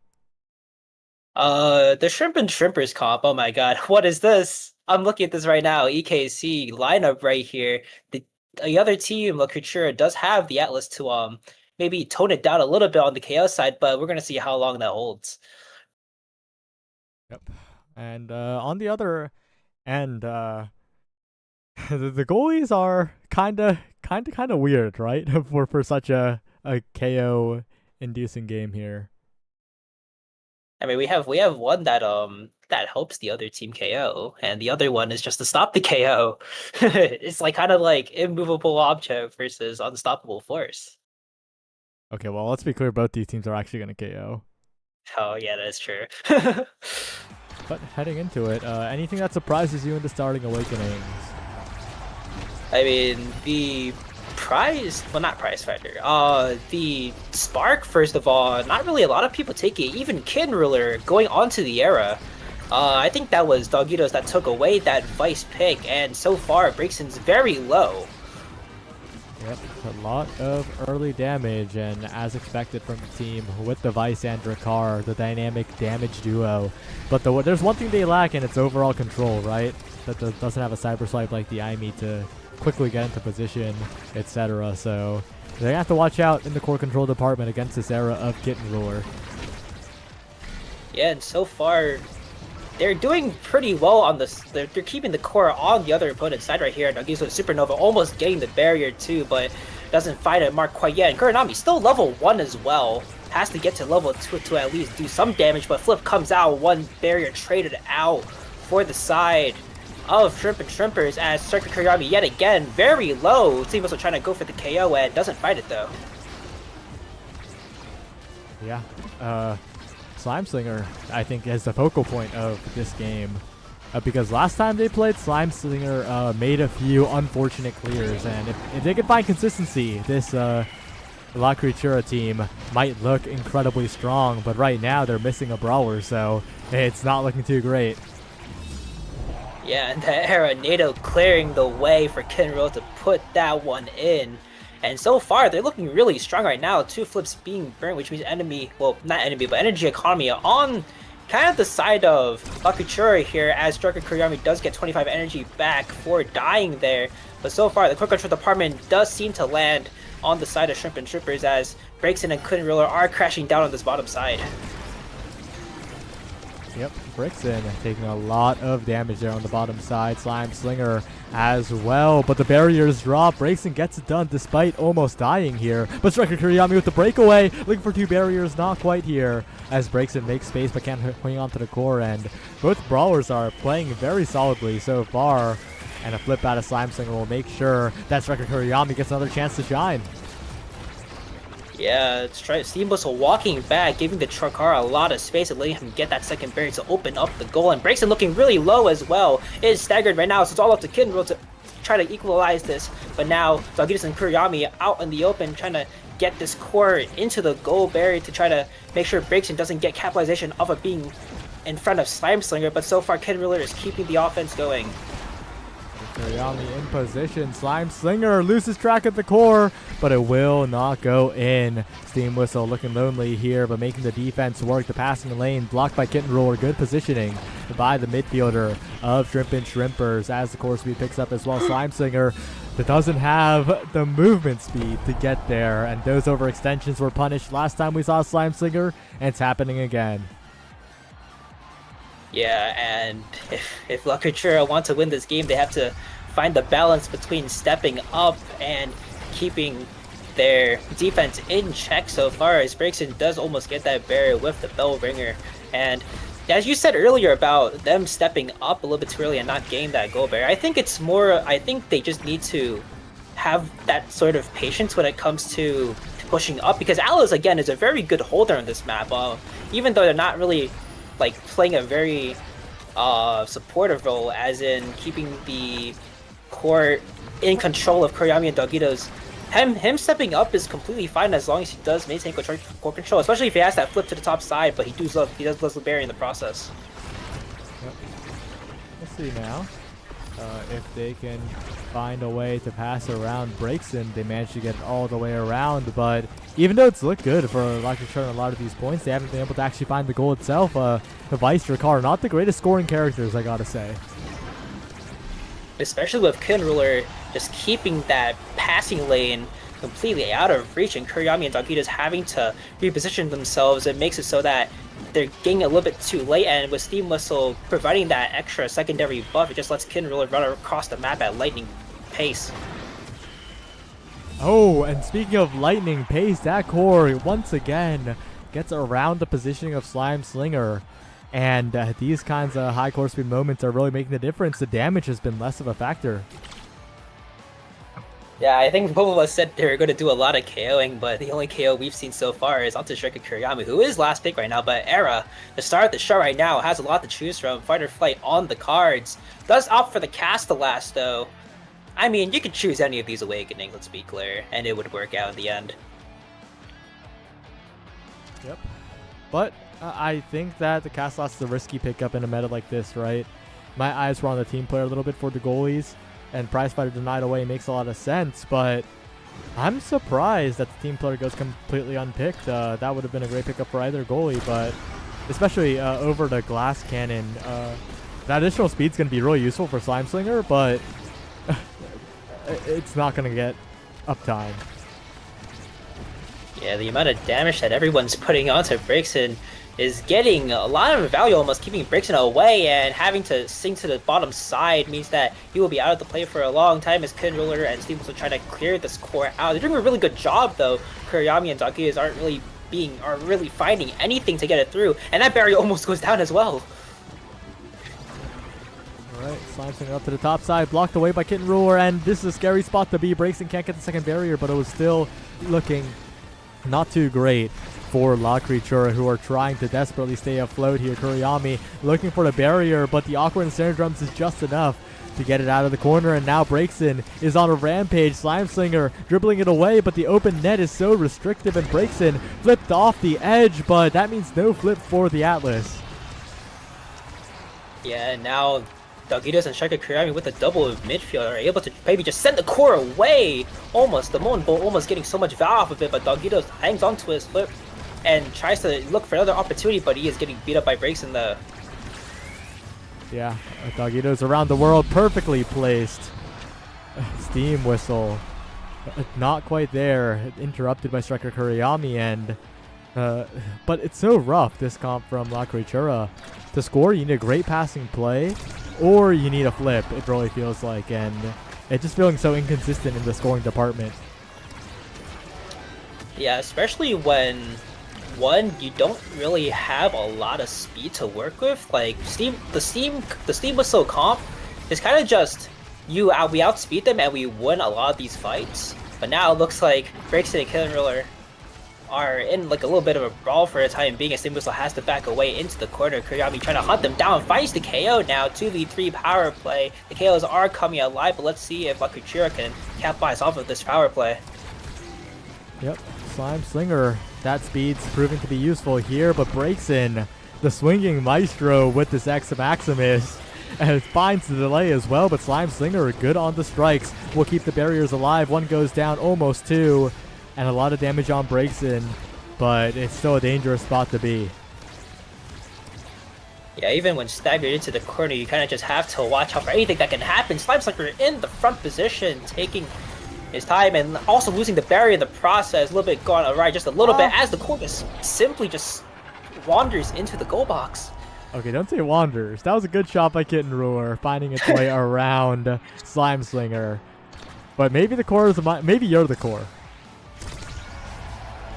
Who knows? as another point kicks off. A lot of damage being brought on, one barrier falling down as Kuriyami takes a lot of damage, but it is equally traded out by Breakson, finding one, almost finding two there, as the second one does fall for Steam Whistle as well. Yep. Striker Kuriyami low, but still healthy enough to stay on the offense. As a flip forward from Dogito's interrupted by Kitten Ruler, and Slime Slinger doesn't cover the curve. As now it's a horrible spot to be in for Steam Whistles. A perfect coverage by Striker Kuriyami, and Dogito's on the timing there. Well played. Yeah, hit away goes crazy, but if you get hands at the core, that core does go in. And Luxury True are bringing this back. They found the KOs. They have the potential to keep going as well. That barrier falling doesn't do them much grace. Yep. Well, it breaks in on the other end. The Brawlers are just getting it done so well. That's a quick goal assisted by the ensnared drums of Steam Whistle. It's offense. Offense is completely winning this game. Both teams are having a great time just trying to find openings, and they have been doing it so far. A lot of great plays coming out for Kuriyami as he is getting beat up just a little bit. Breakson has the flip now. That's the burn as well to dodge the supernova as one barrier falls for the side of Shrimp and Shrimpers. And now back on the offense is Kuriyami. Has to get a couple of strikes in, gets debuffed as well, and now is in a really tough spot. Almost a lot of ability trying to come through, but now has the flip come out for Slime Slinger. And now it's almost even, as Steam was also getting beat up to a crisp. Yeah. Got two barriers down now. Striker Kuriyami. One, okay. Could have definitely evaded there, but a valiant attempt on the offense nonetheless. If Slime Slinger can keep at least one barrier up here, when the respawn comes in, they'll be in such a good spot. But it's such a scary place to be when the strike resets are coming out from Breakson, and Dogitos is about to die as well. Oh no, it was looking so good for Lock Creature. Kitten Ruler hits it right at Slime Slinger. They get another chance. The offense is reset, but Dogitos is still extremely low, getting constantly hit by every ability known to mankind. But the Atlas does somehow hold strong, and almost a strike as well. The timing there was almost good enough, as the core does go red into overtime now. Everything is on the line at this moment for a chance to get a good draft here. Dogitos in position, looking for a way to send it around. His Steam Whistle has flip available, but sends it right into Striker. Okay, Steam Whistle. He got away with robbery there as Breakson now has a chance on the other end. Looking for a dribble with Striker Kuriyami. Good secondary by Slime Slinger, and has a flip as well. That insurance might be the difference here, as Slime Slinger is holding onto it for dear life. Steam Whistle tries to clear away, but Striker Kuriyami catches it with the lock and load, and the game's tied up. Oh my god, that was such a stressful set. A lot of highway robberies going on right there. As Atlas MVP of the set does have to take Missile Prof. I mean, probably save it as well. Maybe go for a hot shot, but Shikari's eyeing for the book up, so Missile Prop might go the way, and there we go. Yep. Well, that's gonna let Slime Slinger play offense a lot more, right? Not having to riskily step forward as much, and if Slime Slinger decides to do so, that's gonna be a lot more offensive pressure. Yeah, it's actually nice, and also Kuriyami getting that second spark as well could be building in the spark department. I mean, are sparks weak? I don't think so in this game. I think that with the pickup, especially with another spark, we could see a lot more damage being dealt as Kuriyami does try to dump all of his abilities onto Steam Whistle. Doesn't find much value in doing so. Kuriyami now in position, finds the strike, finds the barrier, and so much damage onto Kitten Ruler and Breakson. If they focus on damage, they can kill them all here. There's low evades across the board. Yeah, potentially, but everyone's just looking for a quick control here. One barrier traded away for Breakson with the X Maximus, almost finding value there too. Second barrier does fall. Slime Slinger still has the flip to at least save the goal. And now offense on the side of Lucky Chur as they look to swarm their way through, but now Breakson in a 1v1 has the flip up now. Any moment could mean certain doom as Breakson almost gets the flip off as well, but the defense also holding strong for Dogitos. Holding very, very strong indeed. Steam Whistle in position, trying to defend this open net. It's not going to be easy, and whoa, what a dash flip by Breakson to find the power play here for Shrimp and Shrimpers. Kitten Ruler It breaks in. Bottom side, Slime Slinger not quite enough as Dogito's Chain Lightnings it away to keep control, and Slime Slinger is playing so well positioning-wise this point. But Kitten Ruler's flip might have something to say about it. But no, it just times out. It just drifts away. But Slime Slinger is there on the offense. Oh, whiffs, but it's okay. Slime Slinger gets it around everybody just barely. And somehow Lockrisher don't lose the point just yet. But a moment of hesitation. A quick strike to the bottom side would have saved that one. But Slime Slinger goes down with the ship. Oh no! Aranito claims yet another life here on the Omega Shakers server. As a lot of KOs coming out from both teams. I mean, holy god, and especially on Kitten Ruler as well. Has so much to live for now, has to play life and walk away as Simwhistle has to play in his presence. But now he does get one barrier though, but endlessly gets KO'd. We'll see what happens here. I just realized Potat was supposed to sub in for me, wasn't he? So be it. It's a good Saya cast anyways. Breaks in being extremely low, but doesn't matter. Kuriyami winning the strike war against Steam Whistle, tying it up 1-all. I'm so sorry, Potat. Well, we can swap next game. It's completely even right now as Slime Slinger has a lot of meter built up, and that's going to be huge. Both goalies as well. Having that insurance slip in this game where the brawlers are so scary, so important, as Steam still tries to create some offense, returned by the flip of Slime Slinger. Yeah, and so far, Breakson is doing almost all the work. X Maximus finding 2 barriers, and Breakson looking to try to find another goal here as the bell ringer makes its mark. Hits Slime Slinger out of range and is able to let him sink it in for another point. Yep. And if they can secure this set, it will be so good for them, right? Because Breaks and Kitten Ruler, they have a lot more speed. They have a lot more scoring ability than Striker Kurami and Dogitos, and that's proving to be big. But if Dogitos can get in there and win 2 strike wars in a row against 2 people, then who cares? You're just winning.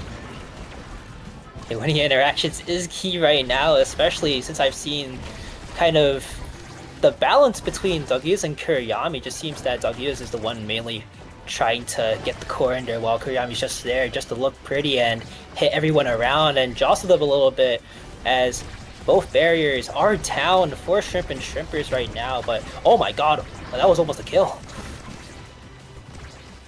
Well, Slime Slinger on the other end, looking for that energy buildup at the moment. Steam Whistle as well, force on the defense. That's the dichotomy of this map, right? If you have one barrier up, then you can push up so far forward, but if you don't, then you're locked to the goal box. And right now, Steam Whistle's feeling the pain. And so is Kitten Ruler as well, getting staggered off of just raw primary right there. And has a lot of speed though, can evade, but flip does come out, finds its mark as well. Kitten Ruler sending it right back, and the Arenado does it yet again with Breakson's help as well, sending it right in for Shrimp and Shrimpers 3-1 set. Alright, that's a big one as Kitten Ruler gets first pick. Adrenaline Rush is on the table, and a really awkward draft spot as well, right? They could afford to drop an Adrenaline Rush down to the X if the Atlas denies it, then that's a correct play, yeah, but that's an Atlas taking it, you know? So I think if X can lean Adrenaline Rush here, that would be huge. Okay, that is... bro. No, this might be the worst draft. Okay, W Steam Whistle, but why did Vice not go... A lot of questions left to be unanswered, hopefully. I mean, if it works, it works. Smile. We don't have to listen to Saya, obviously. But so far... It's 9 dash range from Steam Whistle, but it's Adrenaline Rush. On Demon Days, on a game where both teams are doing damage, you gotta be taking that. And so far, it seems like the case, both berries being found for Shrimp and Shrimpers right now. Steve Whistle looks like in a very comfortable spot, even after there's been complete damage by Kuriyami. Core goes wild a little bit. A lot of emotes being thrown around as Breakson and Kitten Ruler look to set this offense off really quickly as well. A couple Shark Wishers have to be won in the process. But Breakson, the X Maximus, stuns and finds the top corner. Yeah, Breakson gets it done yet again here. That's going to be huge. They don't have to worry about the potential Adrenaline Rush damage output on the other end. And on the On the other hand, Brixton is going to be happy with those X Maximus strikes resets. Going for it yet again here. Another power play created out of thin air by the Shrimp and Shrimpers. Yeah, the fact that Kid Ruler and Breaks are just completely in sync right now, getting that 1 KO and helping even Steam Whistle get another prize fighter stack. I mean, he can fight back against Kuriyami. He has been doing it so far as one barrier does fall now. A little bit of a mishap, just a little bit of strike force happening, but Breakson also looking extremely low as well. Kind of just has to either play defense, but doesn't matter. The real damage person dying right there lets Breakson walk back up and also burn the flip in the process, trying to find another KO, but it's the barrier that falls, and now Slime Slinger kind of left to stew right now against Breakson, but the core. Steam Whistle almost own goal there. The goal gates barely saved the Mako, but what a NATO. Yo, Kitten Ruler just nadoed vertically and it worked. That's crazy in their own goal box. And now Breakson and Kitten Ruler have full control of the core, threading the needle to the bottom side. Are Shrimp and Shrimpers the best team? They're 3-1, so I wouldn't say so. But what if they are? Because that was crazy. Steam Whistle just hit it towards their own goal and it worked out. Play better, win more, and so far they're doing that so far. Very, very, very, very close to winning, actually. I just realized. I wasn't really paying attention, but it's match point right now. Oh my god. And so far, Breakson and Kitten Ruler are trying to work up this offense, though. The core does get stuck on the other side behind the barriers as well, as Kitten Ruler does come up with Flip now. Has the speed as well. This could be the ending more right now. The Maelstrom coming through, the Flip also coming through. Or getting sent right into the corner with another KO on the board. Breaks and sends it home. Shrimp and Shrimpers up again. I think they're 4-1 now. Yep, 4-1. They can be pretty confident now. They're pretty much locked top half with a 4-1 record, unless they have a crazy tiebreaker situation and lose out. But that's not gonna happen. Shrimp and Shrimpers in a very, very good spot. On the other hand, La Creatura got to be a little careful now. They're 2-3, and that 2-win mess is getting a lot closer.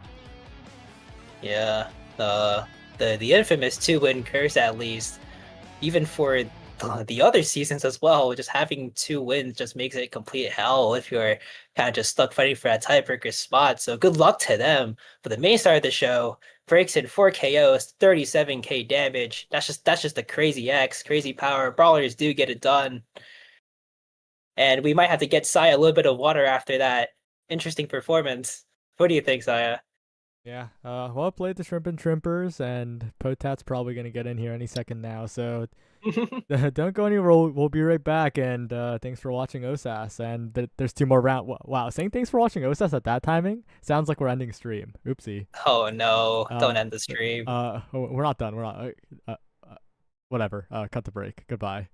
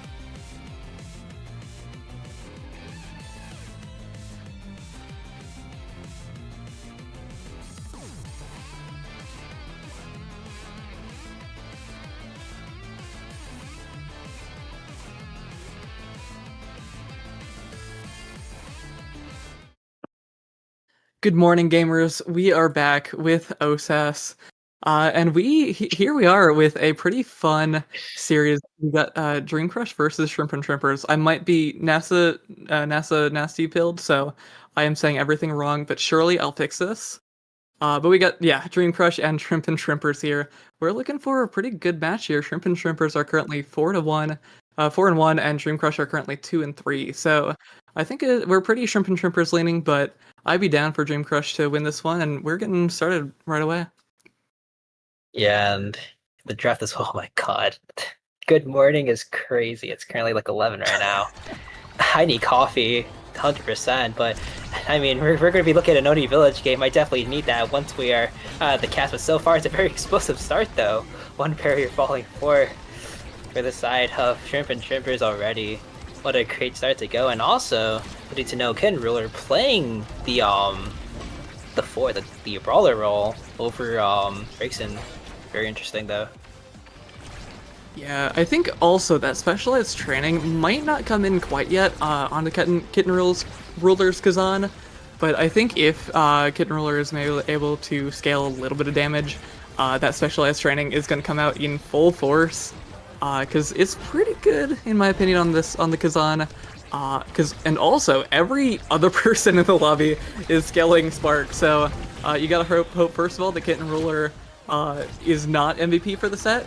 And then you gotta hope that your team is going to be first, because if you win this set, you're just probably guaranteed, hopefully for the winner, guaranteed a Spark here going into the draft. And now both barriers are open on this first point. Yeah, the energy economy looking very good for Raylan as well, having a flip to boot, just in case Killing Roller does get a little bit too close. Mingo also has the flip as well. He decides to use it and sends the core halfway across the globe, as the core in overtime now, very, very strong. And the flip also coming out, killing Kid Ruler with a lot of energy, and Mingo, that Giga Blast, sending it right past Steam Whistle, giving Dream Crush their first point.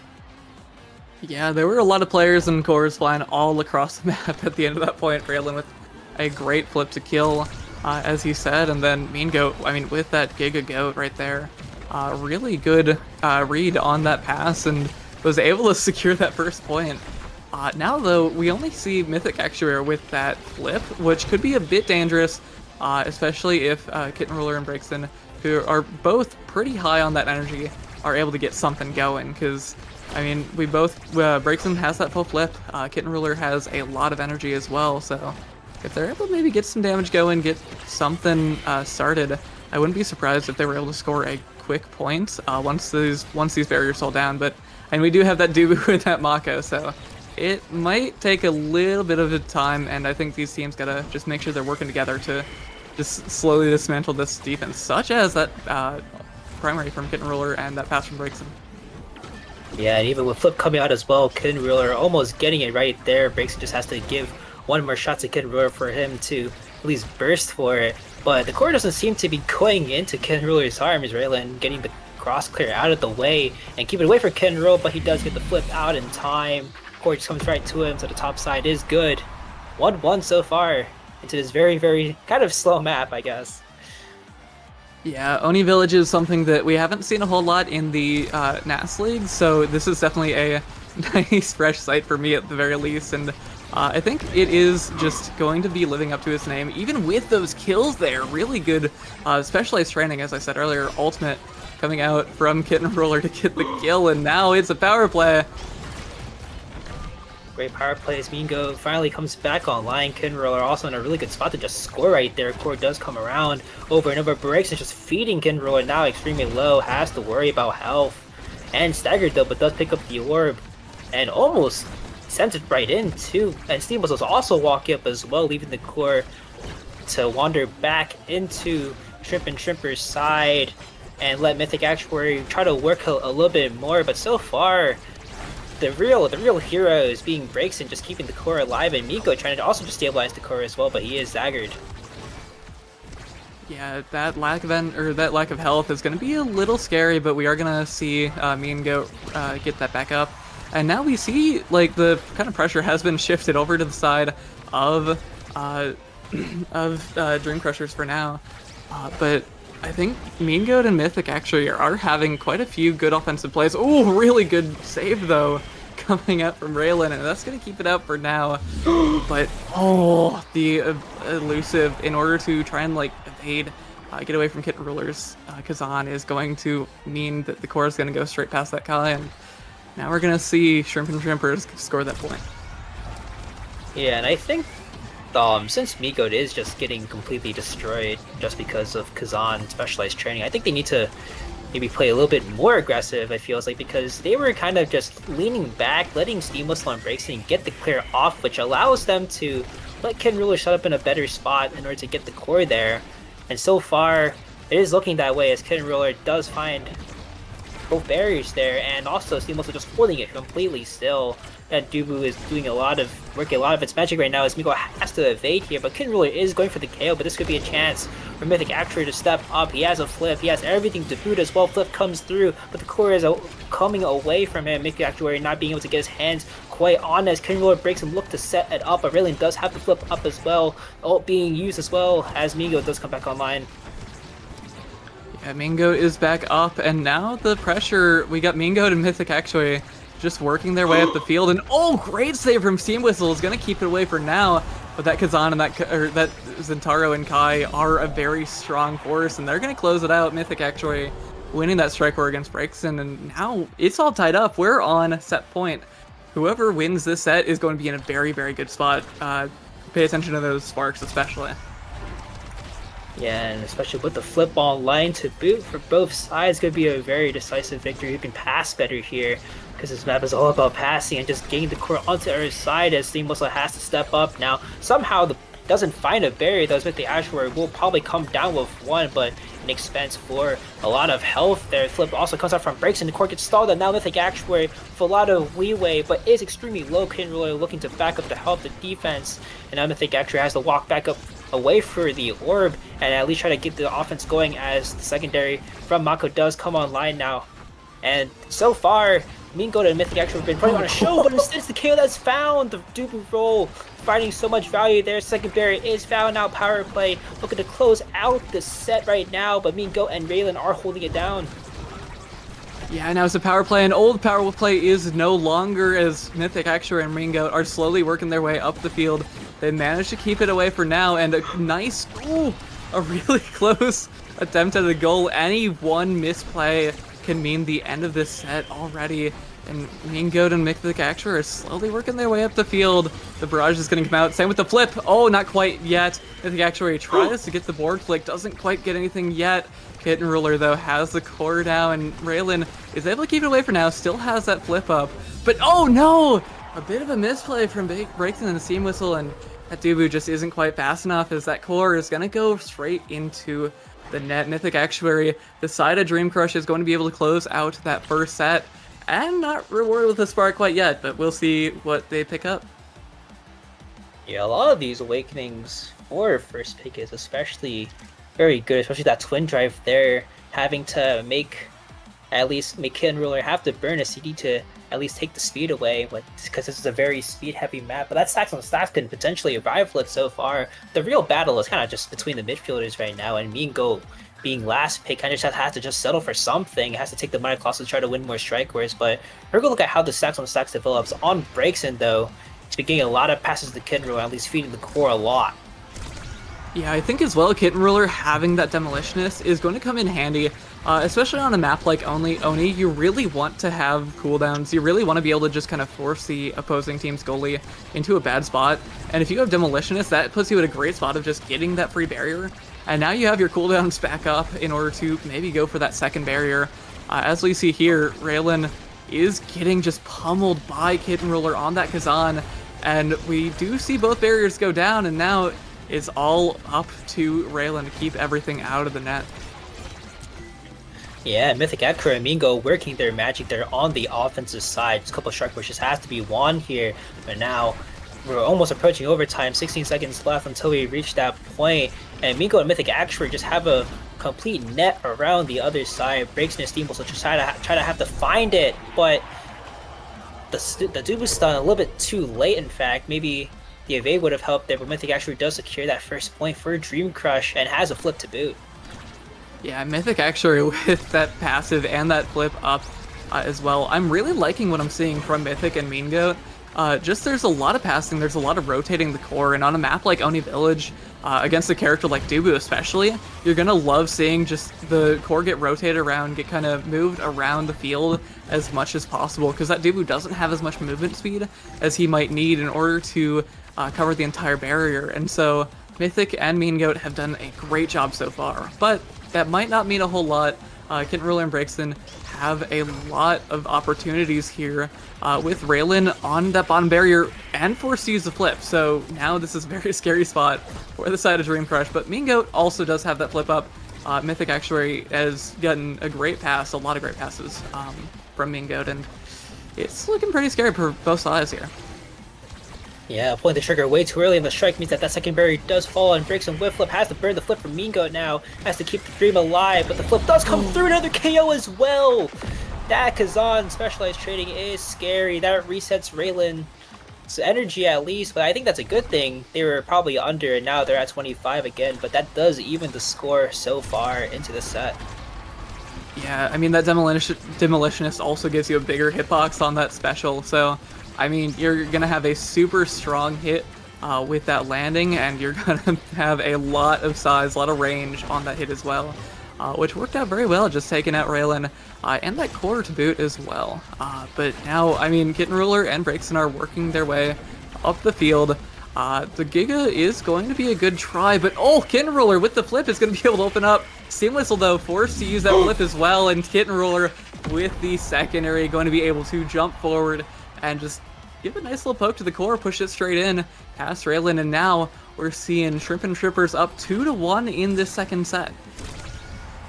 Yeah, I think the sinking and passing plays for Shrimp and Trippers is doing maybe a little bit better compared to Dream Crush right now, as Brixton and Kitten Ruler are able to just be able to form the triangle completely, at least fix the triangle, and Steam Whistle just being able to hold it down and not have any worry in the world means that Brixton and Kitten Ruler have enough time to set up for this offense there.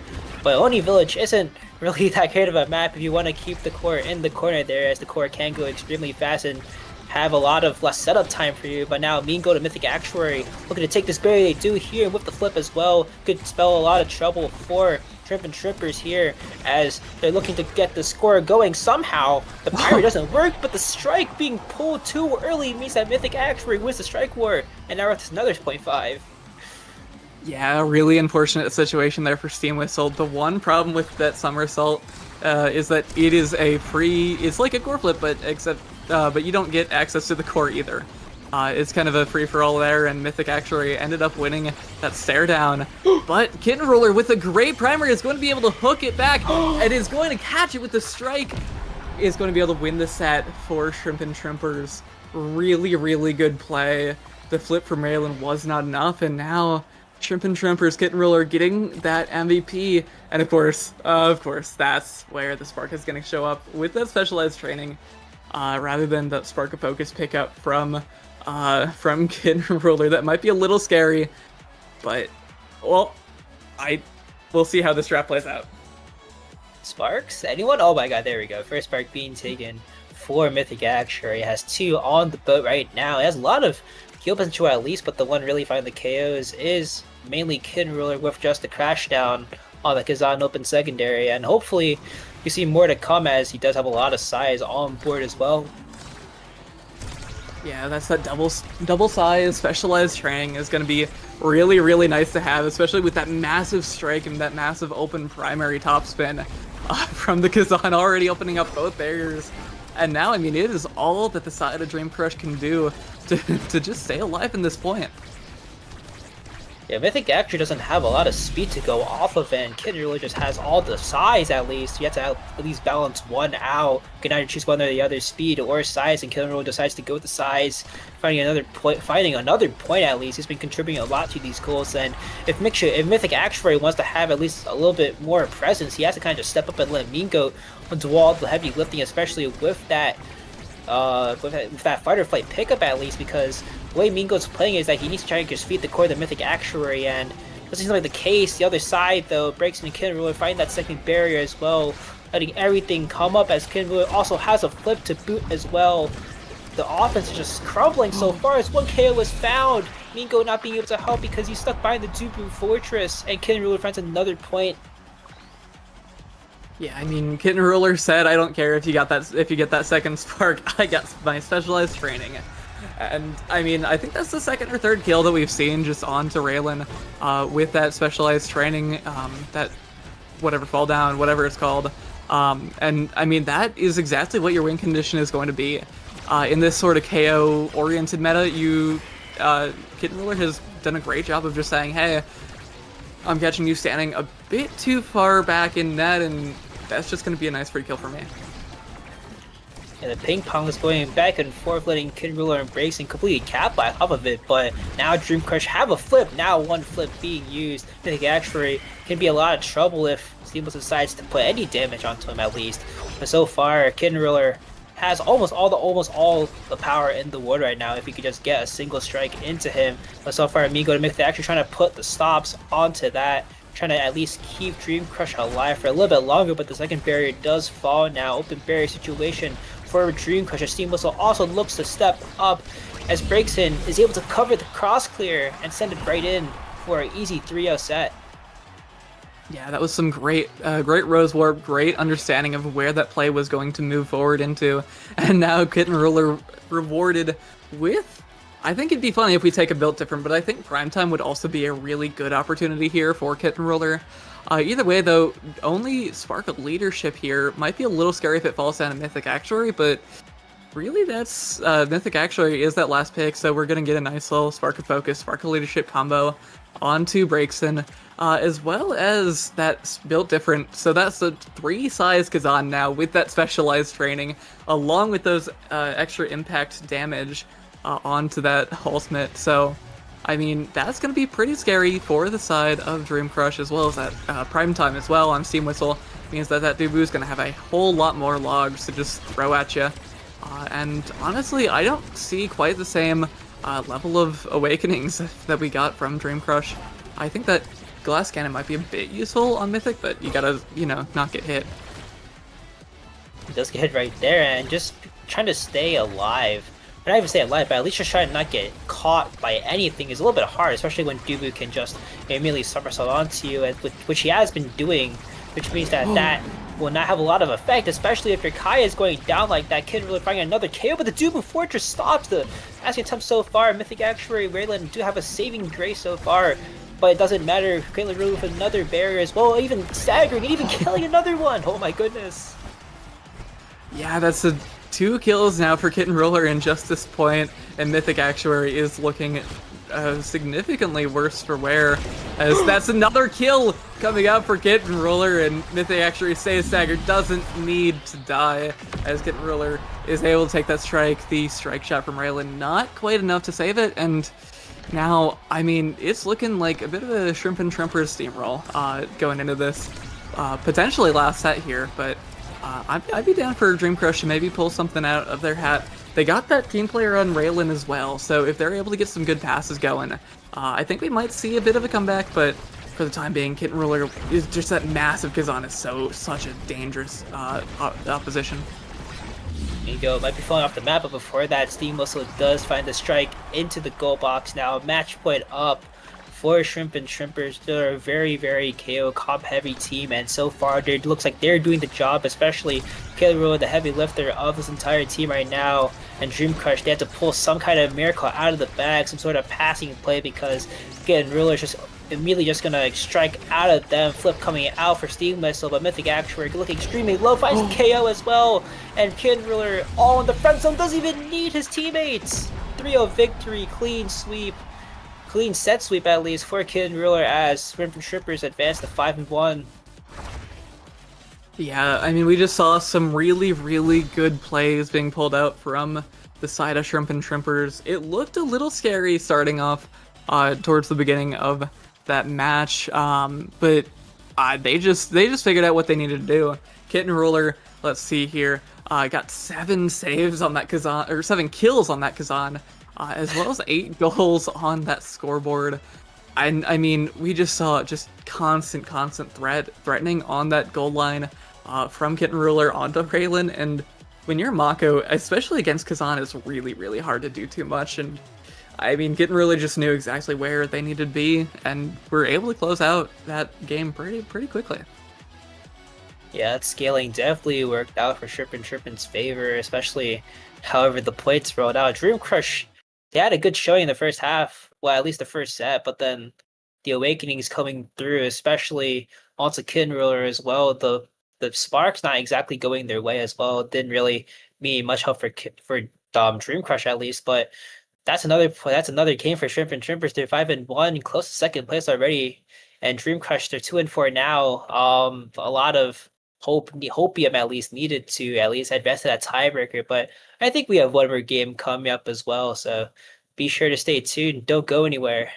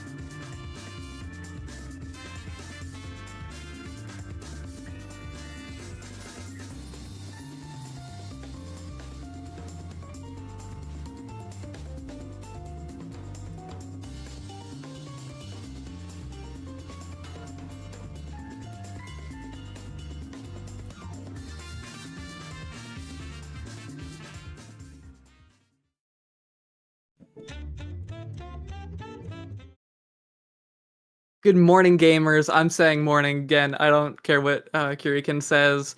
We are back. We got some more OSAS today. I believe the final match of the day as well. We're going to be having Chikara Space Train versus God's Strongest Soldiers. Chikara Space Train currently 2-4, and God's Strongest Soldiers currently 4-1. I'm excited to see how this is going. Looks like we did get a canceled queue. Oh yeah, because we were on Oni Village. All good. Oh, So we're gonna be on Inky's Splash Zone. Honestly, hype. I love this map. Haters will say that it's a bad map, but it's a beloved map. I love killing people off this corner because it's fun. yeah. If you're an Inky's hater, you might have to stop watching. It's okay though. It's all right though. Inky's is such a great map. I am with Patat there. I love that map with a burning passion. No one can convince us otherwise. But the good thing is that we have a very, very strong God's Strongest Soldiers team versus, would I even say limping? I mean, if they win this, then they're at least up the 3-up. But then if they lose, actually wait, no, I'm a liar. If they're up, they're 3-4. But then if they lose, they're down to still 2 wins. So that bracket's going to be completely hell almost. Yeah, it might be a little scary. But, I mean, this is where the team's going to figure out what they're doing.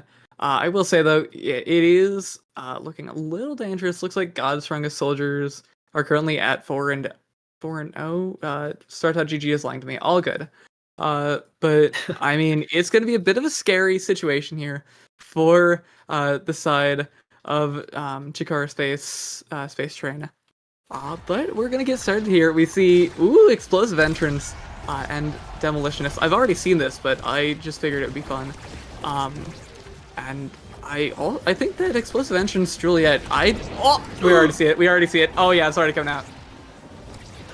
Is this what we call the the guy that gets lore with the dash punch? Well, the dash range Juliet, at least that I remember seeing that once, and that was really cool. Oh my god, that was a save. Crazy save. Thank you, Rasmus. Oh my no. God.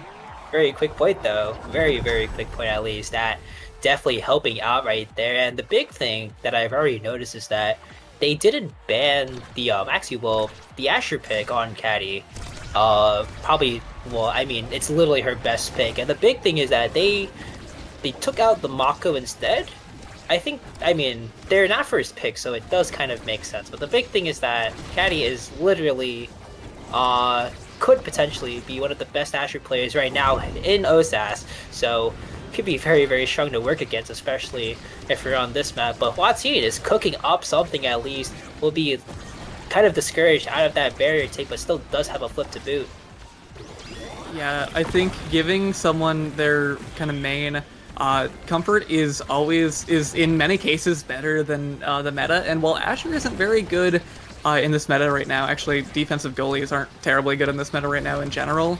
But I mean, we've seen Katyusha just has done an amazing job so far of just when Joaquin is just right in her face, just using those primaries, using those secondaries that break through, and everything, gotten it some really good saves. But in the meantime, Kama Crystal is going to be able to just get that nice pendulum swing combo and going to be able to lock in their first goal. So now it's all tied up in this first set.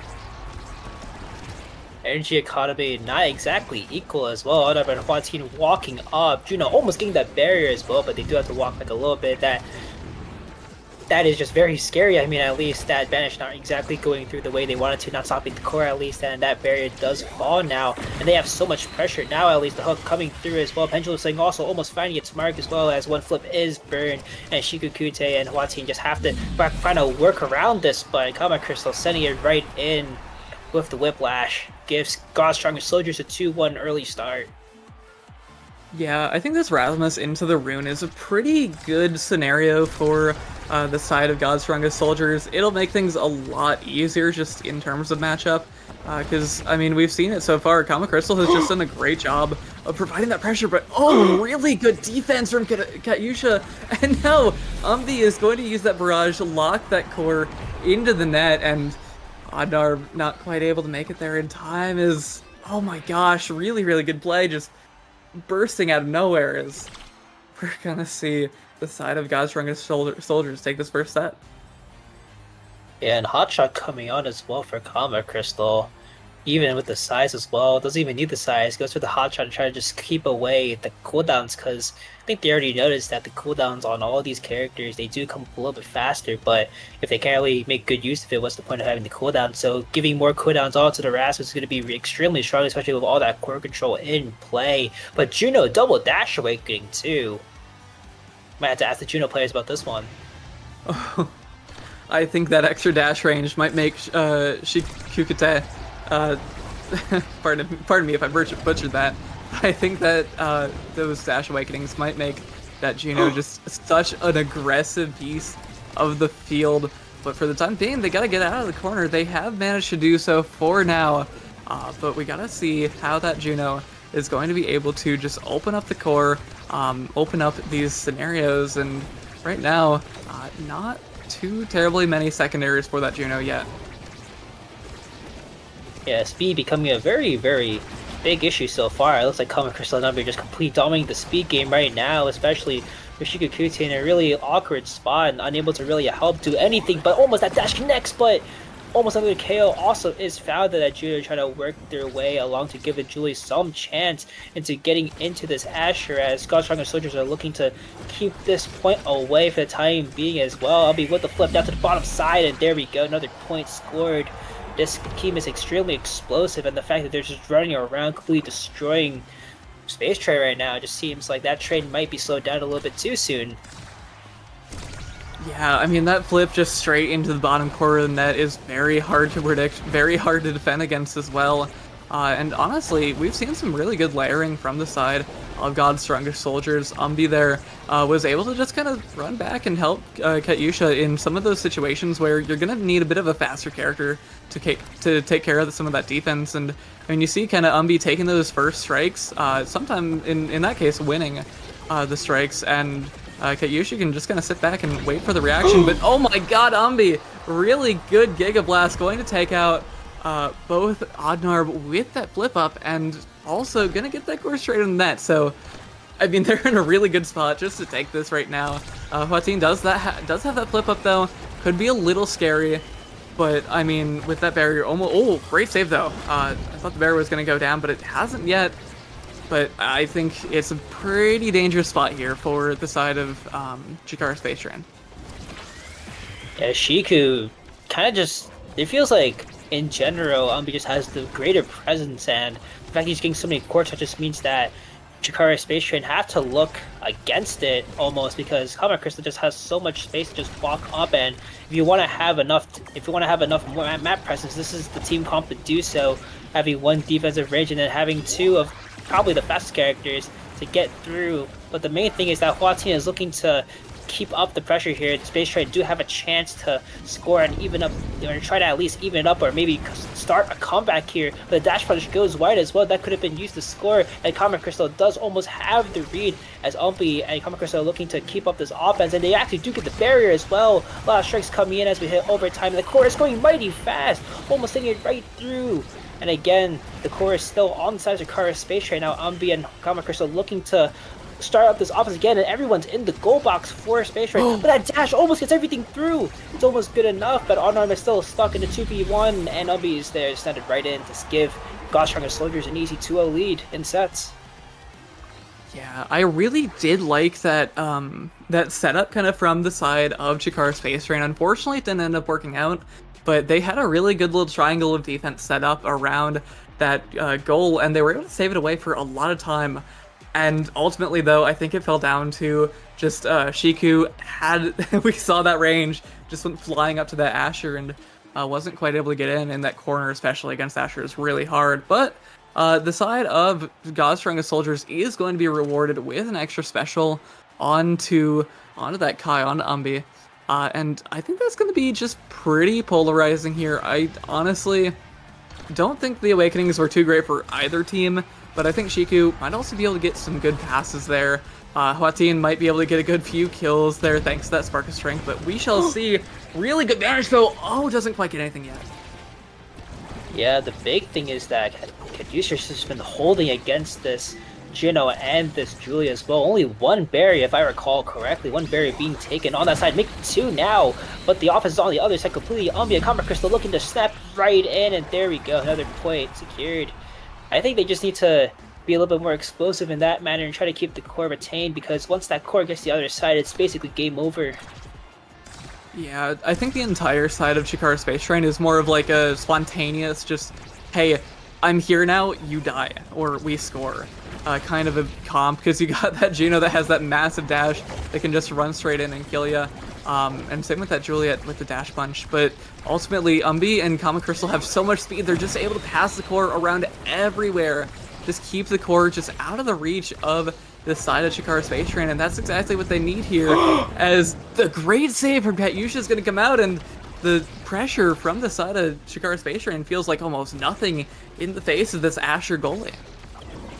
Yeah, Maya long vanish, almost getting there. Oh my god, your core almost drifting away as Unknown has to flip there, and could be Doom right there. Zombie also has flip. Copper Crystal also closing in onto the side. Flip comes out and somehow it's ricochets across the barrier, across the bum. And honestly, that was just a scuffed goal right there. If that was me, I don't make those shots. But Gosh Hungry Soldiers are up 2-0, heading into match point. Yeah, I mean, nobody knows what goes on in those corners with that Rune Pillar, but ultimately, the side of God's Strongest Soldiers were able to pull that out, and Kama Crystal, with a great read on the pillar, is going to be able to get the barrier down. Umbi going to provide some of that top pressure, and Kama Crystal is going to get that pendulum swing, close it out. A nice 3-0 for God's Strongest Soldiers. That looked really, really dominant, and now God's Strongest Soldiers is going to be going up to 5-1 in this bracket. Yeah, if anyone's watching, this is the team you have to be scared against. I mean, in general, that was just an extremely strong map.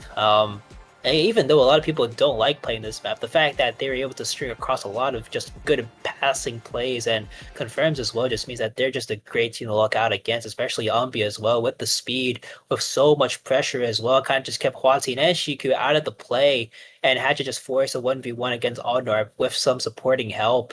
And that's what they did. They did it flawlessly. They executed it almost perfectly every single time they got to the goal. A little bit of glaze though, but honestly, it's just what we saw. So that was just a great game by them. And if you weren't a God's Strongest Soldiers fan at the beginning of this, you better be one now. They might win. Yeah, I mean, we saw definitely some signs of greatness from both sides. God's Strongest Soldiers were able to just keep providing that pressure. I did really like a lot of those defensive plays though as well from the side of Chikara Space Train. Both teams did a really good job of just kind of providing a nice game, even though it was a 9-1 win. I mean, just off the bat, we did see Shiku just go out and just get that first goal, I'm pretty sure, as well as Hwatin got one of the two total KOs in the game, and just that happened, I think, 10 seconds into the first point.